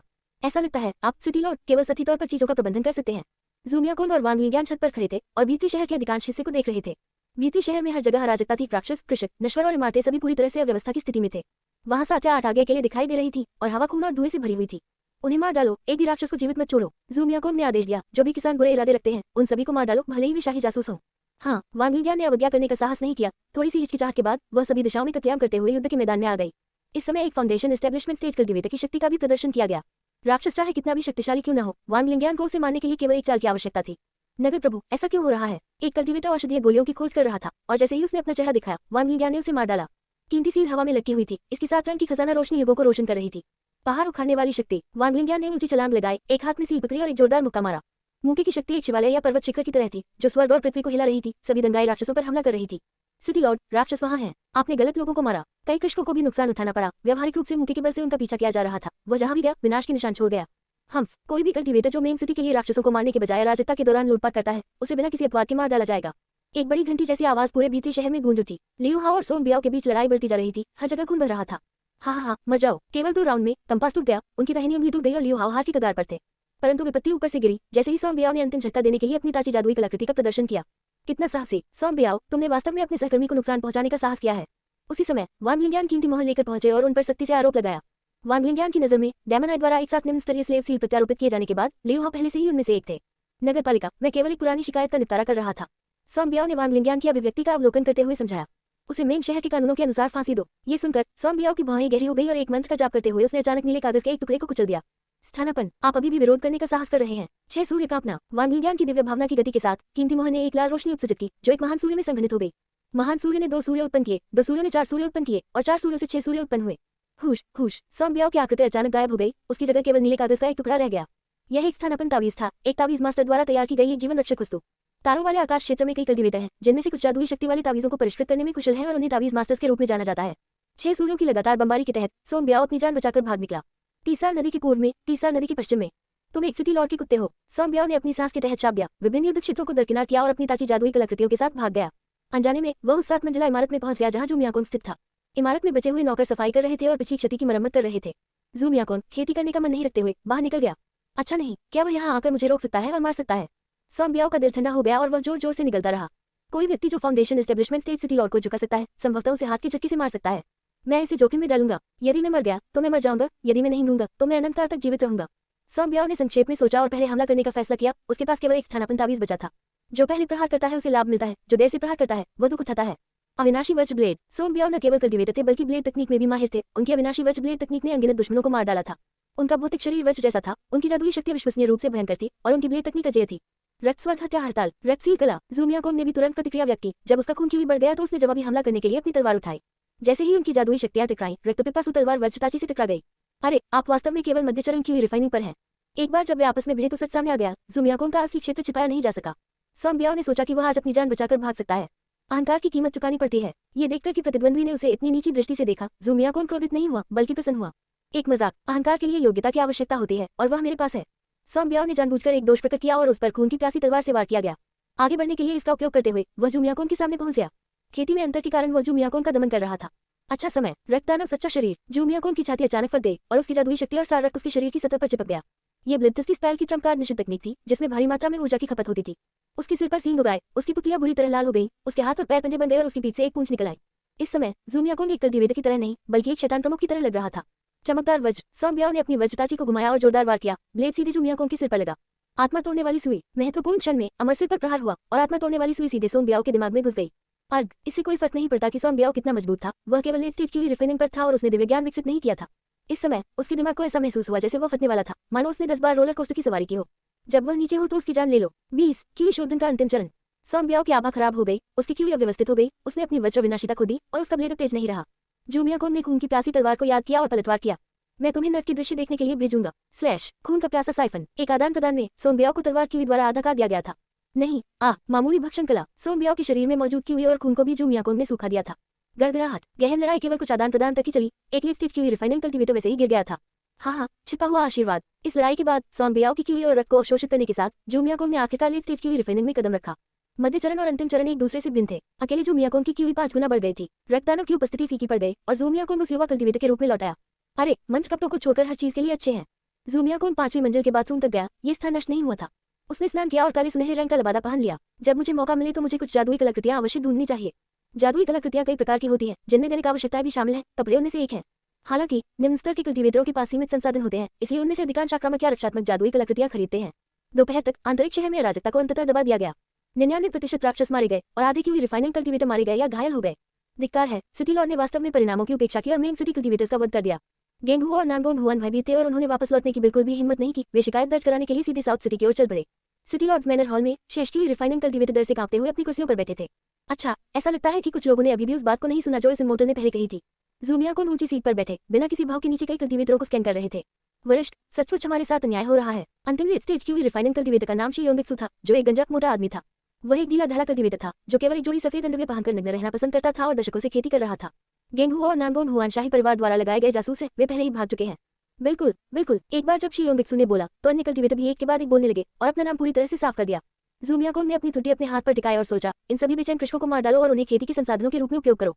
वांग लिंगियान ने कहा, सच्चे अमर, इन लोगों के पास अभी भी अपने उपयोग हैं। ओह, यह इस तरह है। साउथ सिटी के अधिकार क्षेत्र में कई शहर थे और मेन सिटी के आसपास भी कई शहर थे। कोई व्यक्ति बहुत अधिक भोजन करने के बारे में शिकायत नहीं करेगा, नहीं वह अपने घर के बहुत बड़े होने के बारे में शिकायत करेगा। शहरों के बीच संसाधनों के लिए प्रतिस्पर्धा करने के लिए अक्सर युद्ध होते थे और यहाँ तक कि शहरों को नष्ट करने की लड़ाई भी होती थी। तो यह ऐसा ही है। ज़ूमियाकोंग ने वांग लिंगियान का मतलब समझते हुए सिर हिलाया। हर शहर में दूसरे शहरों के जासूस होते हैं। मेन शहर में उथल पुथल संभवतः अन्य शहरों को स्थिति का लाभ उठाने के लिए आकर्षित करेगी। वांग लिंगियान यूं ही सिटी लॉर्ड नहीं थे, उन्होंने स्थिति की पेचीदगियों को स्पष्ट रूप से समझाया। उस स्थिति में इन कल्टिवेटरों को वास्तव में उपयोग में लाया जा सकता है। हत्या और आगजनी सोने की बेल्ट लाते हैं। किसी की खेती को यथाशीघ्र बेहतर बनाने के लिए भारी मात्रा में संसाधनों की आवश्यकता होती है। ज़ूमियाकोंग अब लेट स्टेज क्यूई रिफाइनिंग में था। क्यूई रिफाइनिंग शिखर तक पहुंचने के लिए आवश्यक संसाधन निश्चित रूप से एक खगोलीय आंकड़ा होगा। साधना केवल आंशिक रूप से प्रतिभा पर निर्भर करती है, पृष्ठभूमि और संसाधन अधिक महत्वपूर्ण है। ऐसा कहा जाता है कि कई वर्ष पहले एक महान शक्ति थी जिसके संसाधन प्रचुर मात्रा में थे। जब तक कोई उनका शिष्य बना, साधना संसाधन प्रचुर मात्रा में उपलब्ध कराए गए और हर कोई फाउंडेशन प्रतिष्ठान या कोर फॉर्मेशन बन गया। अब से मेन शहर में उथल पुथल की खबर जल्दी से फैलाओ। याद रखें, आपको इसे सच्चाई से प्रचारित करना होगा। ज़ूमियाकोंग ने आदेश दिया। क्या हमें इस खबर पर रोक नहीं लगानी चाहिए? कुछ कृषक हैरान थे, किसी को पता होना चाहिए कि अन्य शहर अक्षम नहीं थे। अभी मेन सिटी ने अपने आधे से अधिक कृषकों को खो दिया था और इसकी ताकत में गिरावट आई थी। यदि शत्रु हर तरफ से आए तो क्या वे अपना विनाश नहीं चाह रहे होंगे? इतना मत पूछो, जितनी जल्दी हो सके खबर फैला दो। इसके अलावा इन सिटी के सभी संसाधनों को सिटी लॉर्ड्स मैनर हॉल में इकट्ठा करें। ज़ूमियाकोंग ने स्पष्टीकरण नहीं दिया और एक एक करके आदेश दिए। संसाधन यही थे, वह देखना चाहता था कि कितने जिद्दी मूर्ख आकर उन्हें लेने का साहस करेंगे। क्या तुम बहरे हो? अब जाओ। वांग लिंगियान ने भी आग्रह किया। हाँ, सभी कृषक कुछ हद तक भ्रमित थे। झुककर सलाम करने के बाद वे धीरे धीरे तितर बितर हो गए। लोग स्वार्थी हैं, कोई भी नुकसान सहने को तैयार नहीं है। हालांकि मेन सिटी कल्टिवेटर्स को नहीं पता था कि ज़ूमियाकोंग क्या योजना बना रहा था, लेकिन उनके हितों को पहले ही नुकसान पहुंच चुका था। धिक्कार है, एक पैसे के लिए, एक पाउंड के लिए, चलो उछलो। चलो, मेन शहर खत्म हो गया है। खबर फैलाने के अवसर का लाभ उठाते हुए किसान अपने परिवारों को ले गए और भागने के लिए अपना सामान पैक किया। वे वो सब कुछ ले गए जो वे ले जा सकते थे। उस रात तक भीतरी शहर लगभग खाली हो गया था। हैरानी की बात यह है कि शी योंगबिक्सु और 3 अन्य क्यूई रिफाइनल कल्टीवेटर्स ने नहीं छोड़ा। लियू हाओ के नेतृत्व में वे एक साथ बाहरी शहर में गए। दिन के दौरान हुए भीषण युद्ध में केवल 99% राक्षसी मारे गए थे। 1% राक्षस अभी भी बाहरी शहर में भाग गए थे, जिससे खून खराबा हुआ। बाहरी शहर में अनगिनत लोग मारे गए या घायल हुए, उन्हें भी भारी नुकसान उठाना पड़ा। नश्वर प्राणियों का जीवन अधिक मूल्यवान नहीं था, लेकिन उन राक्षसों का मांस और खून मूल्यवान थे। वरिष्ठ, उस रात ज़ूमियाकोंग ने शी योंगबिक्सु और अन्य लोगों को बुलाया जो वहां से नहीं गए थे। आप वास्तव में नहीं गए? क्या आप वर्तमान स्थिति को नहीं समझते? ज़ूमियाकोंग ने पूछा। वरिष्ठ, कृपया हमें मत छेड़ो। शी योंगबिक्सु ने ऐसा व्यवहार किया जैसे वह सब कुछ समझ गया हो और धीरे धीरे उसकी चापलूसी करने लगा। उनके विचार में ज़ूमियाकोंग के पास स्पष्ट रूप से एक योजना थी। बस चारा लेने के लिए दूसरे शहरों के मूर्ख कृषकों की प्रतीक्षा कर रहा हूँ। बेशक, सबसे महत्वपूर्ण कारण यह था कि शी योंगबिक्सु और अन्य लोगों के पास जाने के लिए कोई जगह नहीं थी और उनके दुश्मन बाहर थे। हम वरिष्ठ के नेतृत्व का पालन करने और जो भी आवश्यक हो वह करने को तैयार हैं। कहने की जरूरत नहीं, उनका रवैया काफी ईमानदार था। बहुत अच्छा, जब तक आप इस अमर के आदेशों का पालन करेंगे, मैं गारंटी देता हूँ कि आप विलासिता का जीवन जिएंगे। सत्ता में बैठे लोगों के लिए बड़ी तस्वीर बनाना एक आवश्यक उपकरण है। ज़ूमियाकोंग ने भी भविष्य के कामों के लिए इन कुछ कमीनों को अपने साथ लेने का फैसला किया। अगले दिन, मेजबान, क्या आप दानव नेत्र की शक्ति उधार लेने जा रहे हैं? आत्मविश्वास से भरे ज़ूमियाकोंग की ओर देखते हुए अमरसिर उसके बाएं कंधे से बाहर निकला। सौंग ब्याओ की क्यूई और रक्त को अवशोषित करने के बाद अमरसिर ने भी एक दिन के लिए आराम किया था। आखिरकार आत्मा तोड़ने वाली सुई क्यूई पर अत्यधिक बोझ डाल रही थी। बेशक, मैं इसका उपयोग क्यों नहीं करूंगा? इस बार चाहे कितने भी आए, मैं उन सभी को मार डालूंगा। अगर कोई कोर फॉर्मेशन कल्टीवेटर भी आएगा तो भी वे मर जाएंगे। ज़ूमियाकोंग ने आर्टिफैक्ट रिफाइनिंग रूम में प्रवेश करते हुए बात की। कमरा विशाल था, विभिन्न सामग्रियों से भरा हुआ था और छत में रात में चमकने वाले मोती जड़े हुए थे। आर्टिफैक्ट रिफाइनिंग रूम और पिल रिफाइनिंग रूम दिन के 24 घंटे लगातार दिन के उजाले में थे। खड़खड़ाहट खड़खड़ाहट, अलमारियों की कई पंक्तियों से गुजरते हुए केंद्र में एक विशाल कलाकृति शोधन भट्टी खड़ी थी। भट्टी के निचले भाग में पानी या मिट्टी से अप्रभावित पृथ्वी अग्नि थी और दाहिनी ओर एक सफेद बालों वाला बूढ़ा आदमी पालती मारकर बैठा था। उसका नाम फैन यामजी था, जो एक सितारा कलाकृति रिफाइनर था, जो कि स्तरीय जादुई कलाकृतियों को परिष्कृत करने में माहिर था।